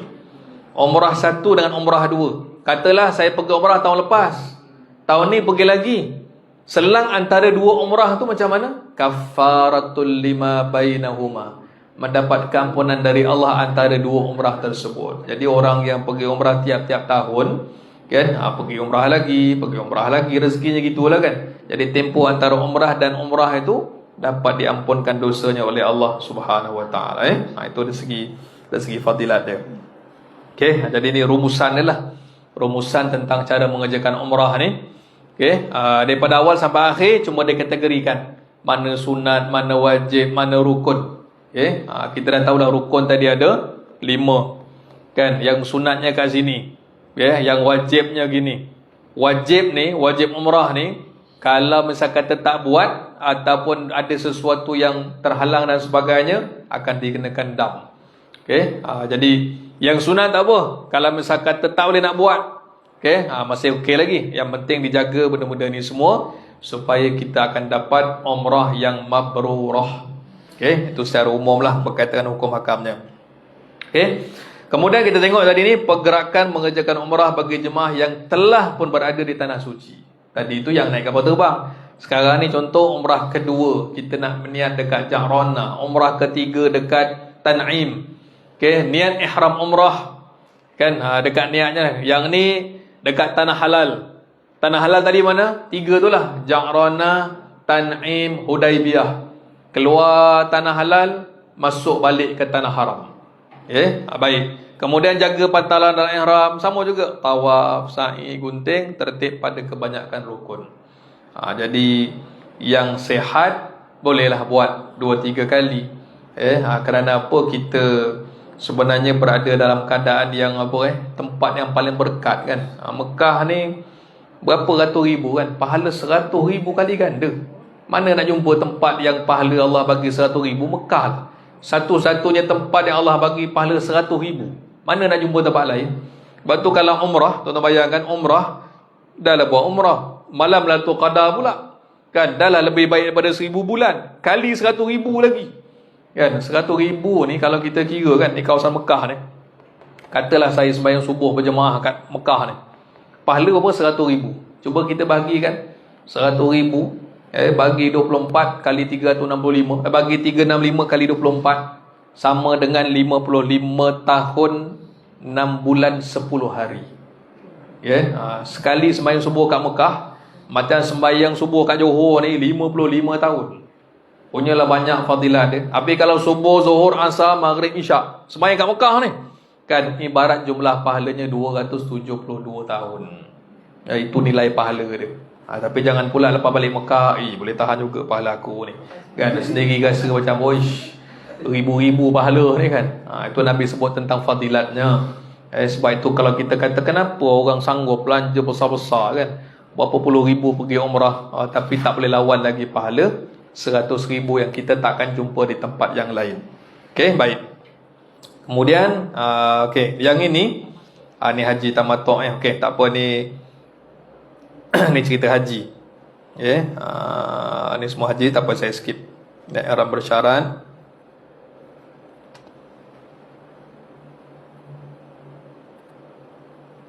Okey, baik. Selesai kita mengerjakan umrah, di antara perkara yang mesti dibuat ketika nak meninggalkan kota Mekah, dah berada, tengoklah 5 hari ke macam mana package tuan-tuan nanti kan, kat Mekah masa 5 hari kan. Selepas 5 hari kita nak balik, katalah flight kita ataupun check out hotel pukul 2 petang, contohnya gitu. Biasanya dibuat tawaf wada pagi, pukul 10 pagi, pukul 11 dah kita akan buat satu lagi amalan, nama dia tawaf wada. Hukum dia apa? Wajib. Untuk apa ni? Selamat tinggal pada bumi Mekah. Dan kita lihat tawaf wada ni apa? Wajib dilakukan bagi mereka yang hendak meninggalkan Mekah jarak 2 marhalah, lebih 81 km. Maksudnya memang kita nak balik, nak tinggalkan kota Mekah ni. Jadi kita nak balik kan. Dan kemudian untuk kaedah dia ni, kita tengok kaedah hukum tawaf wada ni. Wajib bagi siapa? Orang yang bermusafir tinggalkan Mekah pada jarak mengharuskan qasar solat, iaitu qada 2 marhalah. Dan tentulah kita dah masuk sini. Meninggalkan Mekah dan akan bermukim di luar tanah haram selama 4 atau lebih, walaupun jaraknya kurang dari 2 marhalah. Sama ada penduduk Mekah ataupun bukan. Ataupun dia keluar sekejap je, nak pergi rumah saudara lah, contoh orang lain lah, 3 hari. Lepas tu nak balik semula, kena buat juga.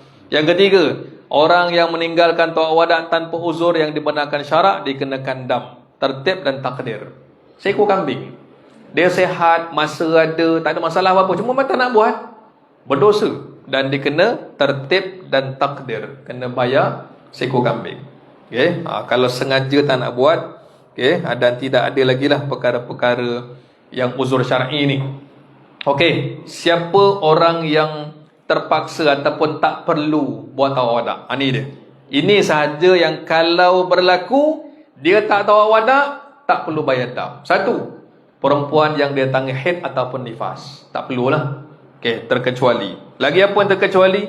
Perempuan yang dia datangi istihadah dalam tempoh haid, sama juga terkecuali. Orang luka dan berdarah banyak yang boleh menajiskan masjid. Lepas-lepas umrah tiba-tiba ada sakit kan. Saya pernah jumpa ada seorang hamba Allah lelaki yang dia buat umrah 7 kali. Kat Mekah 5 hari, buat umrah 7 kali. 7 kali ni. Tapi lepas hari ke-7 dia tunjuk kat saya, hari nak balik ni, Ustaz tengok kaki saya ni. Dia tunjuk tapak kaki dia, subhanallah. Dah macam kena ambil pisau, kena goreng-goreng, pecah. Kulit kaki dia pecah, dan bila berjalan tu ada kesan merah dekat lantai. Maknanya memang berdarah. Saya tanya kenapa buat sampai macam ni. Saya memang nak buat 7 kali Ustaz, tapi itulah macam terpaksa juga ni. Dia punya memang bagus 7 kali, tapi kena tengok juga keadaan kesihatan kita kan. Jangan sampai tunjuk saya tengok, ya Allah, dua-dua kaki dia macam cala lah, luka. Mungkin dia terlalu banyak berjalan dan sebagainya. Yang itu tak apa, juga terkecuali. Keempat, orang yang tak dapat air ataupun tanah untuk mengangkat hadas besar, orang yang takut terancam nyawa, kehormatan diri dan harta benda, orang yang takut ditinggalkan rakan seperjalanan. Pernah juga berlaku ni, dia tidur, balik hotel tidur, mutawif kata pukul 10 tawaf wada, bas kita pukul 1, contohlah kan.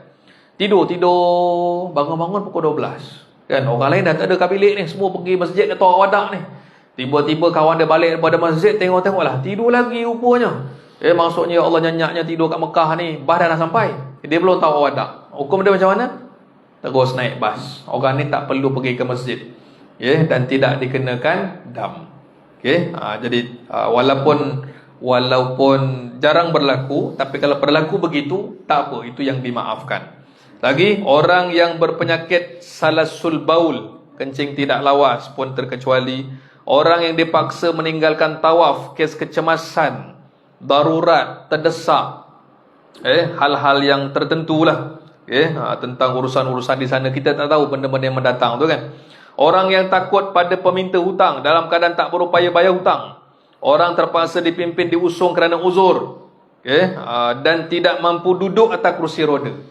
Kalau contoh dia sehat, cuma dia kena duduk kat kursi roda, kena ada orang tolak upah dia untuk nak tawaf dan sebagainya, dia kena naik kursi roda. Tapi kalau contoh nak duduk kat kursi roda pun badannya sakit, tak apa. 11. Orang yang dalam rawatan rapi dan berjadual. Petugas yang kerap keluar masuk Mekah kerana tugas menguruskan jemaah haji.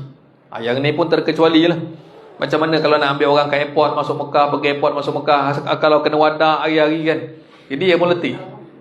Jadi tak perlu. Macam petugas tabung haji, walaupun dia keluar masuk, pergi hotel, pergi airport dan sebagainya, dia tak perlu sebab apa? Dia petugas. Kita ni sebagai jemaah, jadi sempurnakan tawaf wada' kita. Baik. Dia tawaf wada' ni, dia pakai baju biasa je, macam kita sekarang lah ni kan. Tapi sekarang tak boleh pakai baju biasa untuk turun kat dataran. Maksudnya apa? Kena pakai ihram juga. Pakai ihram, turun bawah untuk nak tawaf wada' kan. Boleh tak hukum dia? Boleh. Sebab dengan pakai baju, pakai ihram itulah memungkinkan kita untuk masuk kawasan dataran. Tak ada istilah menipu. Ada yang kata tak boleh ni, kita menipu ni. Menipu dengan siapa kan? Kita pun tak ada cakap menipu dengan siapa-siapa. Cuma memakai pakaian ihram untuk yang dibenarkan berada di dataran. Kita pun pakai lah. Sebab kalau pakai baju macam ni, tawafnya dekat mana? Keliling besar tu. Orang lain tawaf mungkin setengah jam je, kita tawaf sampai 2 jam. Itu menimbulkan masalah pada jemaah yang lain nanti. Baik. Kemudian kita tengok dalam bab ni. Dalam hukum yang terkini. Golongan yang tiada masalah dalam bab musafir. Tempoh menunggu 8 jam. Tempoh ni dalam keadaan biasa, tanpa ada halangan atas sebab urusan berkaitan permusafiran. Dia kata perkiraan masa 8 jam tersebut dikira daripada mula masa jemaah haji sampai di bangunan penginapan setelah pulang dari tawaf wada'. Sekiranya tak keluar dari Mekah selama 8 jam selepas tawaf wada', bukan disebabkan masalah urusan berkaitan musafir, tawaf wada'nya dianggap telah batal dan perlu diulang semula. Tapi biasanya tak sampai lah pun 8 jam. Lepas tawaf kita balik hotel makan kan, 2-3 jam dah jalan dah. Tak adalah sampai 8 jam. Jadi kita buat begitulah. Yang ada masalah pula, yang ada masalah, tiba-tiba lepas tawaf dapat berita, tiket kita delay pula, flight kita delay, dah lebih daripada 24 jam. Boleh lagi tak? Tempoh menunggu 24 jam. Tempoh ini dalam keadaan di mana tawaf wada' telah selesai. Dalam tempoh 24 jam baru dimaklumkan kelewatan pergerakan kenderaan. Jadi jemaah tak perlu mengulang semula tawaf wada'. Tak terbatal. Perkiraan masa 24 jam adalah dikira bermula dari masa jemaah haji sampai di bangunan penginapan setelah pulang dari tawaf wada'. Mana sudah tunggu 24 jam ni. Tapi ni tak adalah berlaku macam ni kan. Biasanya dah kita maklum pergerakan bas pukul berapa dan sebagainya. Biasanya tak adalah dalam hal-hal seperti ini. Saya turunkan dulu. Ni tawaf wada' macam biasa lah ni. Ni tadi dah selesai. Selepas tawaf wada', selepas tawaf wada', kita kat masjid boleh buat apa? Boleh sembahyang sunat tawaf, boleh ucap baca aswad, boleh minum zam-zam, boleh berdoa, boleh solat fardu kalau dah azan, boleh bergambar. Sekarang tak ada masalah. Jadi tak ada lagi lah. Dulu kata siapa yang tawaf wada' ambil gambar batal. Sekarang tak ada dah. Boleh. Boleh. Tu belakang pun batal lah. Kena terus betul. Ada yang kata kalau dah tawaf mesti terus, jangan toleh-toleh belakang lagi dah. Tak ada masalah kan. Yang itu dah tak ada lagi dah. Hukum semasa ni nak ambil gambar, nak beli makanan dan sebagainya, belilah. Ataupun keluar-keluar masjid, slipper hilang, belilah slipper kan. Jadi betul, kalau dulu betul dia pesan jangan toleh belakang. Lah kita ni rindu dengan Kaabah kan. Okay? Jadi benda seperti macam itu tak ada masalah. Sekarang ni dah dikemas kini fatwanya boleh. Okay? Kalau contoh kita tunggu bas ni dekat hotel ni, makan minum boleh, qada hajat boleh, mandi, tukar pakaian boleh. Ambil beg dekat bilik, cari isteri, angkat barang yang tak dibawa bersama, tidur tengah-tengah tu, lama pula bas ni, masuk hotel tidur dulu pun boleh juga. Dulu-dulu jangan tidur tidur batal tawada kan dululah. Sekarang tidur pun boleh kan, melawat pasangan, saudara, waris, rakan yang sakit di hospital apa semua lah ni, bolehlah, semua boleh ni. Dah tidak menjadi masalah. Dia tidak masuk dalam perkara yang membatalkan tawaf wada. Lagi apa? Ni sedekah. Bayar dam, tunaikan solat fardu di hotel kan. Katalah saya keluar hotel pukul 12, sampai hotel pukul 12 tengah hari. Kemudian dah masuk zuhur, sembahyang zuhur dulu lah. Kan? Dia kata apa? Tunaikan solat fardu di hotel, berdekatan dengan berimamkan imam di Masjidil Haram. Sembahyang kat lobi bawah tu ke kan, dekat bawah hotel tu ke. Dia bukan kita masuk ke masjid semula. Dia yang batal macam mana? Katalah saya dah selesai tawaf wada, saya balik hotel. Dah masuk sembahyang fardu lah, masuk balik masjid sembahyang zuhur. Kan yang itu tak boleh. Sembahyang dekat mana kata dia? Di hotel, berdekatan dengan berdekatan dengan hotel ni, berimamkan imam di Masjidil Haram. Jadi sembahyang kat bawah ya, kat jalan raya tu.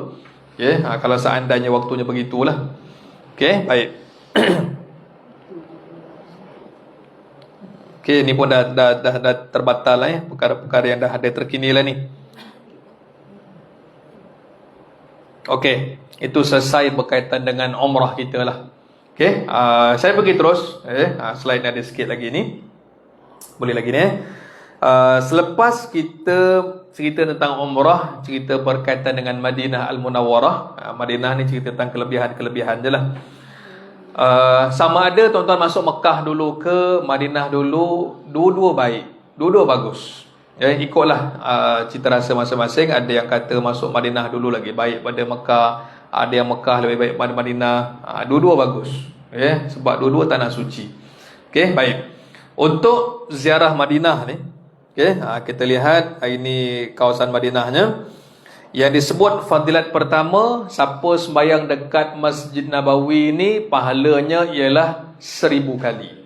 1000 kali kecuali Masjidil Haram lah 100,000. Ini fadilat yang sangat besar.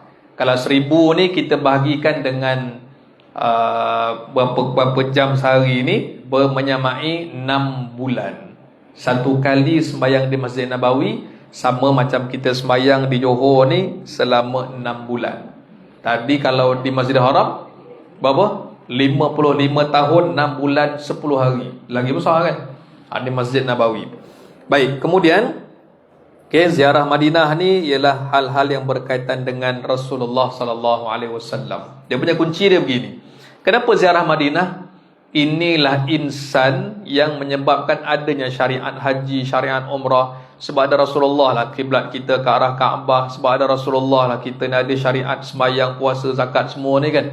Jadi kita ziarah kepada insan yang bakal berikan syafaat kita di hari kiamat. Baik, untuk Madinah ni, pertama diceritakan oleh Nabi SAW, Mekah, Madinah ni tanah haram. Status Madinah sama macam Mekah. Mekah tanah haram, Madinah pun tanah haram. Dan Nabi kata inilah lokasi dia antara Bukit Air dan Bukit Thawr. Siapa yang melakukan kezaliman atau melindungi orang yang melakukan kezaliman, maka Allah atasnya laknat Allah, malaikat dan manusia seluruhnya, serta semua amalan baik yang wajib, yang sunat tak diterima Allah daripadanya pada hari kiamat. Maksudnya apa? Kalau ada orang nak buat pengkhianatan, buat benda jahat dekat Madinah, ini satu benda yang kita panggil malang lah, dalam hidup dia. Kelebihan mati di Madinah. Siapa yang mampu mati meninggal dekat Madinah, lakukanlah kata Nabi. Sesungguhnya aku akan berikan syafaat kepada mereka yang mati atau meninggal di Madinah. Jadi sebelum pergi umrah, doa lah, ya Allah rezekikan kami mati di Madinah. Tapi kalau baca doa ni orang nak amin tak berapa nak amin. Okey. Dalam bas saya pernah jumpa sendiri dalam bas daripada Mekah ni pergi Madinah. Okey tuan-tuan, sama-sama kita doa ikut saya. Ya Allah, ya Allah, rezekikan kami keberkatan. Ya Allah. Baca lagi lah dalam bas ni. Doakan rezekikan kami untuk meninggal di Madinah ya Allah. Diam semua dalam bas. Diam. Kenapa diam? Belum bersedia.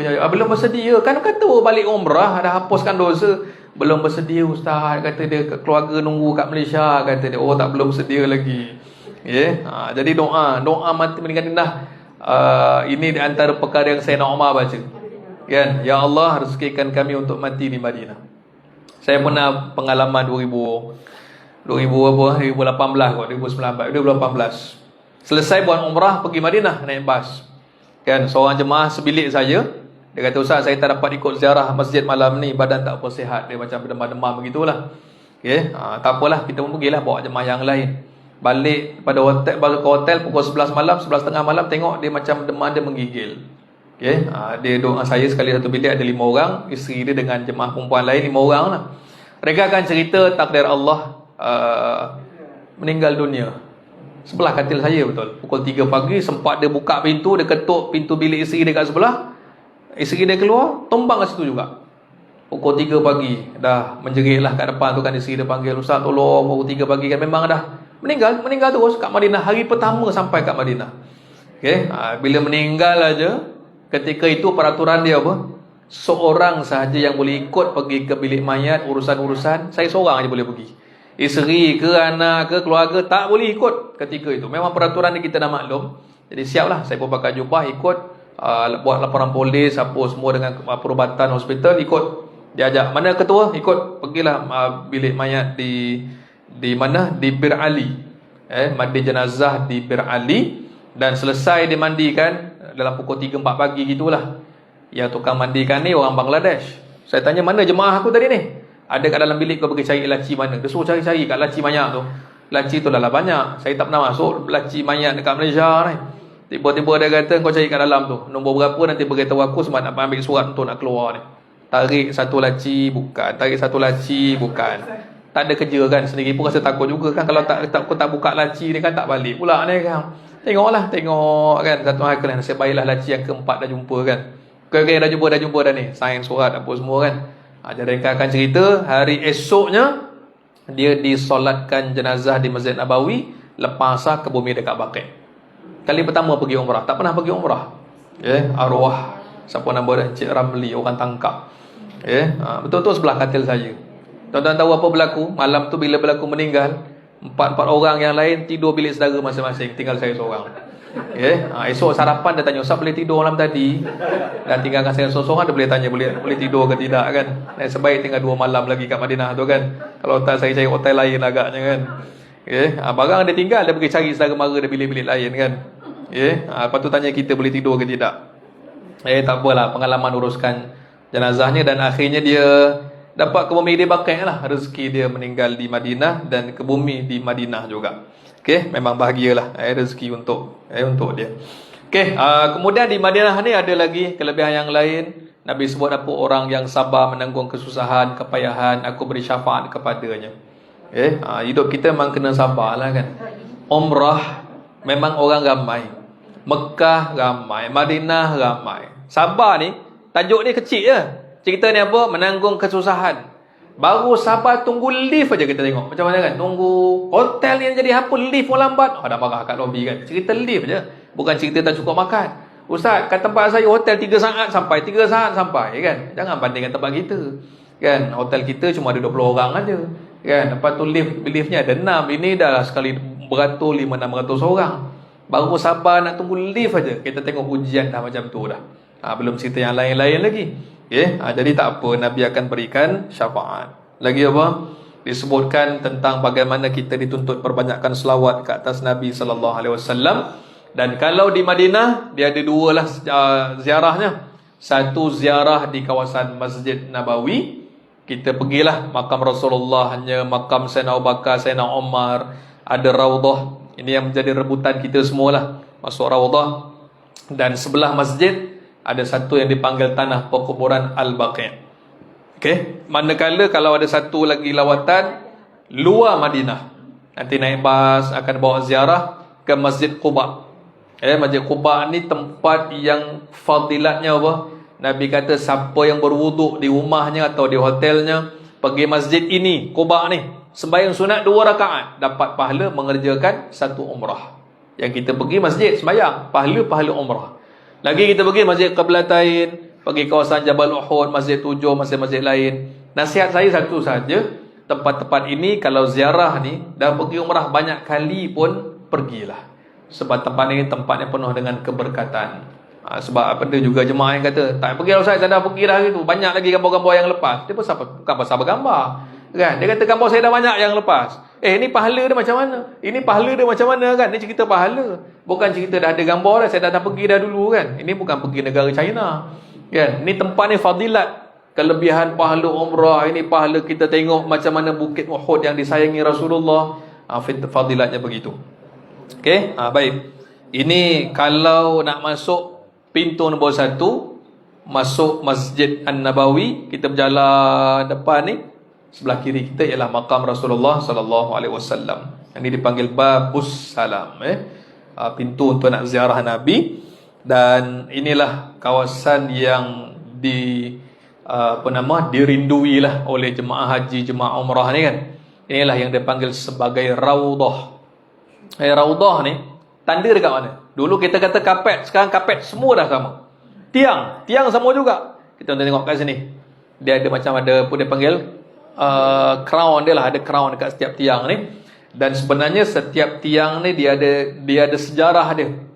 Tiang ni ada tulisan dia, ni tiang apa. Kerana apa? Raudah ni kawasan dulu masa Nabi sallallahu alaihi wasallam, Nabi sampaikan majlis ilmu, sinilah sahabat-sahabat duduk. Kata para sahabat, kami kalau duduk dengan Nabi nyampaikan ilmu kat kawasan Raudah ni, kami akan duduk rapat. Kalau ada daun-daun pokok yang gugur, niscaya daun itu akan gugur atas peha-peha kami, tak akan jatuh ke tanah. Maksudnya apa? Terlalu rapat mereka duduk bersama dengan Nabi sallallahu alaihi wasallam. Okey, ni kawasan Raudahnya. Kiblatnya sini. Inilah kan, yang dipanggil sebagai apa? Kawasan Raudah.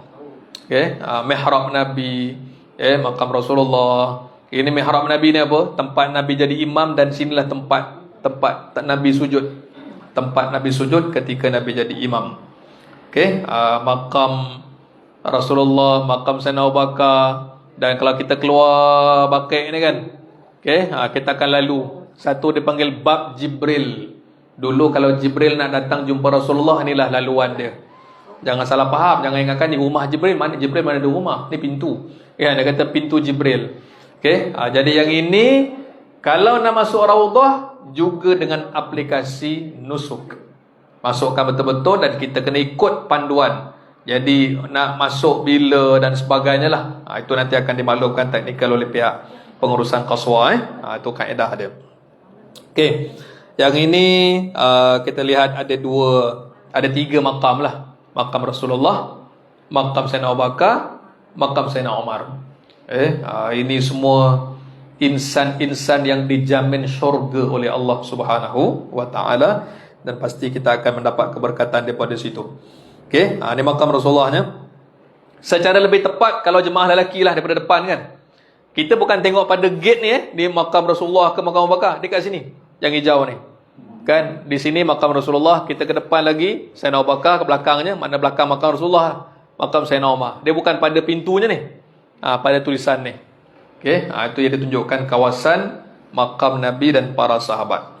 Okey, jadi kita lah baca doa-doanya kan. Ini nanti boleh dibaca kemudian lah. Sebelah Masjid Nabawi, yang ini tanah perkuburan Al-Baqi' yang menempatkan lebih 10,000 sahabat Nabi. Dan kalau ada masa bagi jemaah lelaki, lepas subuh, lepas asar, boleh bersegera masuk kawasan sini untuk mengusung jenazah, dan kita tengok macam mana dia kebumikan jenazah sampai sekarang. Kan, maksudnya kubur dah berapa tahun ni? 1400 tahun. Masih lagi diguna sampai hari ini. Kan, terlalu lama dan masih boleh diguna kan. Kita kalau contoh kat Johor Bahru ni, perkuburan apa? Mahmudiyah pun dah tutup, dah penuh kan. Kubur ni dah penuh. Tapi tengok kelebihan tanah perkuburan Baqi' ni, masih ada hari-hari dikebumikan jenazah kat sini, mengambil keberkatan orang yang mendapat syafaat Nabi SAW. Kat sini ada makam isteri Nabi, anak Nabi, sahabat-sahabat Nabi yang agung, semua kat sini. Okey, pun kita ziarah juga. Okey, ni tadi Masjid Quba saya dah cerita sejarah Masjid Quba ni, semua nanti boleh kat sana lah ni ceritanya kan. Sebahagian dari Masjid 7 ni tempat-tempat yang Nabi pernah singgah.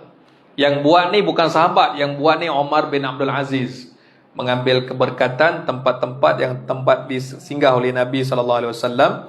Ni Jabal Uhud, jasad ataupun makam Sayyidina Hamzah.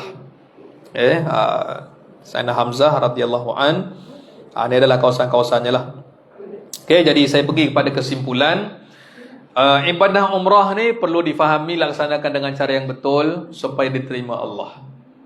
Jadi kita memang kena ulang kaji selalulah hukum hakamnya, kaedahnya. Niat bersyarat semasa mengerjakan haji atau umrah tak hanya terikat dengan kes perempuan haid. Ini nanti ada perbahasan lain. Hukum tawadah wajib, tapi terdapat pengecualian. Ziarah Madinah wajar dimanfaatkan sepenuhnya untuk menzarihi makam Rasulullah, di samping mengambil pelbagai pengajaran daripada sirah perjuangan baginda. Jadi saya kira itu dululah dapat saya kongsikan pada hari ini. Untuk semua jemaah Qaswa Travel yang akan pergilah, tak kira Ramadan ke, yang bulan 8 ke, bulan 9, bulan 12 ke, pergilah. Bila nak pergi umrah, kalau nak pergi Mekah ni bila ada rezeki sihat, pergilah sekarang. Sebab kita tak tahu akan datang kan. Sebenarnya kalau kita tengok fasa orang pergi Mekah ni, dulu dengan sekarang apa beza dia? Dulu lagi banyak tempat boleh kita pergi, boleh. Sekarang makin ditutup, makin sekat, makin terhad, makin apa dia panggil benda yang sangat terhad banding dulu lah. Dulu masuk bawah Kaabah, tengok telaga Zamzam pun, tengok air Zamzam, tempat air keluar tu, dah ditutup kan, ditutup. Jadi ala kulli hal, pergilah sekarang. Sebab ada yang tanya, Ustaz, umrah ni agak-agak bila? Time tak ada orang. Kalau soalan tu ditanya, bersalah nak jawab masa bila. Memang takkan kosong lah, sentiasa ada orang. Jadi ada rezeki, ada kesihatan, pergilah. Dan kita pegang baik-baik janji Allah apa dia, tak akan rugi orang yang melaburkan duitnya, hartanya semata-mata untuk ke tanah suci. Saya doakan tuan-tuan semua, Allah murahkan rezekinya, dia berikan pahala yang berganda. Bukan sekali ni aja, dijemput lagi hajinya, umrahnya ke tanah suci ini. Mudah-mudahan hartanya terus subur, diberkati Allah. Dan niat kita, apa yang ada dalam hati kita, hajat-hajat yang belum tertunai, moga-moga Allah tunaikan dengan keberkatan Ramadan, dan semua urusan kita dipermudahkan insya-Allah. Untuk akhirnya saya ucapkan terima kasih. Mohon maaf salah silap. Mudah-mudahan kita semua akan dipanjangkan umur, dimurahkan rezeki untuk menjadi duyufur rahman, tetamu Allah Subhanahu wa taala. Aqul qawli hadza, astaghfirullahal azim li wa lakum. Assalamualaikum warahmatullahi wabarakatuh. Ada soalan tuan-tuan? Kalau ada boleh tanya sikit, satu dua soalan.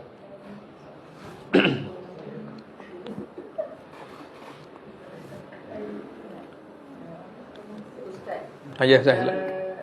Ihram kan tangan nak. Ya, betul. Ya. Tu kalau kita pakai terapung kan, tangan kita kat dalam tutup. Yang itu boleh. Dia bukan pakai sarung tangan. Kalau tangannya berada dalam terkung tak apa. Memang itulah hukumnya kan. Yang tak boleh pakai sarung tangan, betul. Betul Ustaz. Katanya saya first time pergi Ramadan. Okey. Dengan cerita masuk maghrib, orang tak keluar sampai subuh. Memang penuh, memang. Betul. Jadi ibadah yang dibuat lepas salat fardu, dia ada tarawih. Lepas tu ada qiyam. Ya, okey. Betul. Kalau untuk Ramadan ni, terutama pada menuju 10 malam akhir kan, dia akan buat tarawih 4 rakaat, rehat setengah jam. 4 rakaat, rehat setengah jam, dan berakhir tengah malam, dan qiyam, dia ada sembahyang sunat dia. Dan 4 rakaat tu, kalau sebelum-sebelum lah dia buat tu ada rehat, tak kira dia nak pergi makan, nak baca Quran, memang kaedah dia gitu. 4 rakaat rehat, 4 rakaat sampai selesai 20 rakaat, diikuti dengan qiyam lah. Dan memang majoritinya iktikaf. Iktikaf di masjid sampai subuh lah. Sampai subuh nak iktikaf. Ada orang keluar untuk nak sahur je. Ada yang kalau tahan sahur pun ke situ jugalah. Sampai memang majoriti untuk orang yang pergi Ramadan ni iktikaf lah, gitu. Jadi tarawihnya, dan kalau ikut dalam sirah dalam zaman Nabi kan, zaman para sahabat, 4 rakaat sembahyang tarawih ni, rehat tu pun sembahyang sunat. Ada sembahyang sunat 4 rakaat, sambung lagi tarawih 4, berhenti sembahyang lagi sunat 4 rakaat. Jadi 20 tambah 16, jumlahnya 36 rakaat. Gitu. Sebab tu kita baca, kenapa dulu sembahyang 36, tarawih 20 aja. Selang antara tarawih tu 4 tu, tengah-tengah tu 4 juga. Jadi 4 kali selang tu ada 4, 16. 36 rakaat. Kalau yang kemuncaknya pada malam 27, yang sembahyang tarawihnya pun ramai, umrahnya pun ramai. Masa tu pengalaman saya sebelum ni, kalau malam 27 doa kunut imam sahaja, kunut saja setengah jam, kunut je. Masa tu Imam Sudais jadi imam, masya-Allah kan, 30 minit itu doa saja. Mana sembahyangnya lagi lama lah kan. Maksudnya berebut orang. Sebab bagi Saudi ni, ataupun bukan Saudi lah, mana-mana ulama yang kaji tentang Quran, dia pegang Lailatul Qadar ni malam 27. Walaupun kita maklum hadis Rasulullah tu kan 21, 23 cari malam-malam ganjil, tapi dia pegang 27. Apa dalil dia? Dalil ada 2. Satu, surah Inna Anzalna tu ada 30 kalimah. Inna anzalnahu fi, kita kira tu kan, ada 30 kalimah. Dalam 30 kalimah tu, kalimah hiya kan, kita baca salamun hiya hatta matla'il fajr. Salamun 26, hiya 27. Hiya tu merujuk kepada Lailatul Qadar. Sejahteralah ia, dia tu Lailatul Qadar, terletak pada kalimah yang ke-27 per 30, mewakili cerita Ramadan. Satu lagi kata ulama, dalil kedua, Lailatul Qadri, cuba kita kira, lam ya lam ta alif lam qaf dal ra, 9 huruf. Allah ulang 3 kali. 9 kali 3 27. Jadi saya pernah belajar dengan seorang ulama, nama dia almarhum Dr. Salah Al-Khadidi. Ulama ni keturunan Khalid Al-Walid. Dia cakap Lailatul Qadar malam 27. Tu je ayat dia. Dalil yang di situlah, tanpa kita menafikan malam 21, 23, 25, 29. Sebab tu Saudi penuh malam 27 tu. Sampailah sahurnya sampai puasa tu kan. Tapi menariknya di Mekah, Madinah ni, sepanjang Ramadan, seramai mana pun manusia, jumlah makanan lebih banyak daripada orang. Kita akan jumpa orang berebut, bukan rebut makanan, berebut jemaah. Tolong jangan ambil ni orang aku yang aku dah booking untuk makan makanan aku ni. Kan dia punya booking macam tu sekali ni. Kita datang 10 orang, duduk. Nanti kawan dia datang, jangan ambil, ni orang aku nak buka puasa. Macam tu sekali. Kita terbalik, jangan ambil ni nasi ayam aku. Kan terbalik pula. Ya, kita jaga nasi kita ni. Kan dia jaga ni orang aku aku dah bawa makanan ni orang aku. Nanti orang lain ambil, marah dia. Nak kata berebut lah dia bagi kan, daripada sekaya-kaya manusia sampai semiskin-miskin manusia nak bagi makan. Yang sedekah bagi apa? Plastik, turun hotel bagi plastik. Bagi plastik, usah bagi plastik ni. Turun-turun orang bagi roti, masuk plastik. Dia jalan lagi bagi air kotak urit, masuk plastik. Dalam hati bakunya makcik ni bagi plastik. Dalam masjid penuh lah plastik tu kan. Patutlah bagi plastik kan. Kita pelik bagi plastik. Orang lain bagi makanan. Rupa kalau tak ada plastik, jenuh kita masuk kocik kanan kiri penuh makanan kan. Baguslah kan. Jadi tu manusia nak kata suasana sedekah dia tu kan, berlumba-lumba semua kan. Yang kaya dah bagilah berapa puluh periuk dia bawa makanan tu kan. Jadi memang gitulah keberkatan suasana kan dekat Mekah, Madinah tu. Wallahu alam. Itulah cerita sikit-sikit. Ya, pergi Ramadan baliknya bila? Berapa Syawal? 4 hari sebelum raya. 4 hari sebelum raya ada pun 6 insya-Allah. 6 April 6 April insya-Allah. Mudah-mudahan semua dimudahkan insya-Allah. Ada lain soalannya? Kalau tak ada, sekadar itu dululah yang dapat saya kongsikan. Mudah-mudahan semua diberkati Allah lah insya-Allah. Jadi sama-sama kita tutup pertemuan kita dengan tasbih kafarah dan suratul Asr. Subhanallah bihamdihi, subhanakallahumma bihamdika, asyhadu an la ilaha illa anta, astaghfiruka wa atubu ilaik. Bismillahirrahmanirrahim. Wal 'asr, al-insana lafi khusr, illa alladhina amanu wa 'amilus solihat wa tawasaw bil haqqi wa tawasaw bis sabr. Terima kasih semua. Assalamualaikum warahmatullahi wabarakatuh.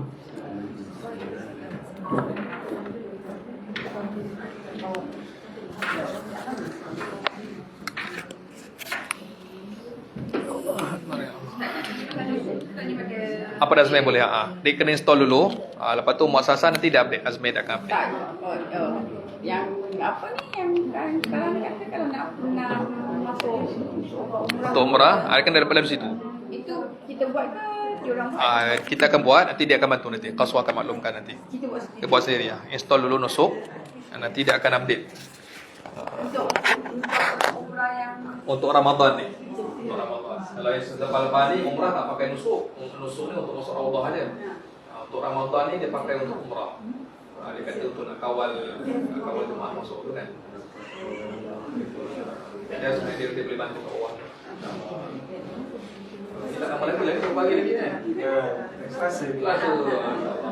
Nak selamat tu kan. Doakan saya juga. Dimudahkan menjadi pusat agama Allah kata semua je. Dimudahkan pusat semua je. Allah Alhamdulillah. Ustaz Al-Badi tu jumpa orang meninggal ke kan? Jumpa juga. Uzbek. Dia di Uzbek betul. Dia kata Uzbek. Rezeki tu. Itulah.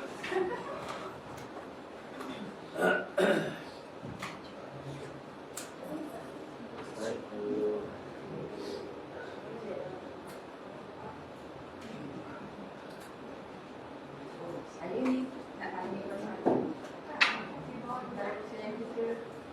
Saya ada kat masalah. Okey. Operation. Okey. Tapi kalau macam kat tadi kan memang salah nak kursi. Okey.